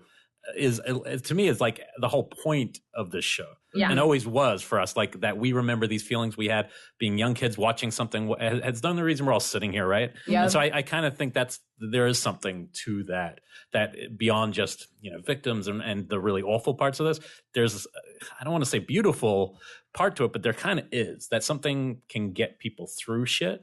And you're not the only one, right? We know a lot of our friends, a lot of people online that we all know have written very brave things about a movie being part of how they survived life, which I think is really empowering, Yeah. Well, I think that's a good way to wrap it up. Yeah. It really is. I mean, it really boils down to filmmaking, and story. It's the power of cinema. Exactly. And intent. Yes. Because this is where the word exploitation perhaps is wrongly used. Right. If somebody is trying to exploit something, it's exploitation. Like Roger Corman knows that he is going to make money by doing X, Y, and Z equals, oh, that's a good idea then. And that's a good thing. And exploitation can be fine. I don't think that's a problem. But when we exploit something like this, it's a strange category. It is. It is. But, well, BJ, thanks for coming on and talking about it. Thanks for having me, guys. We'll have you back so much for hopefully slightly cheerier topic next time. What would be the other topic if it wasn't that? What would you choose? Filmography. Oh my God, It'd just be Sarandon exploitation. I could just talk about Chris Sarandon movies forever. You do know that he was meant to be the star of Possession.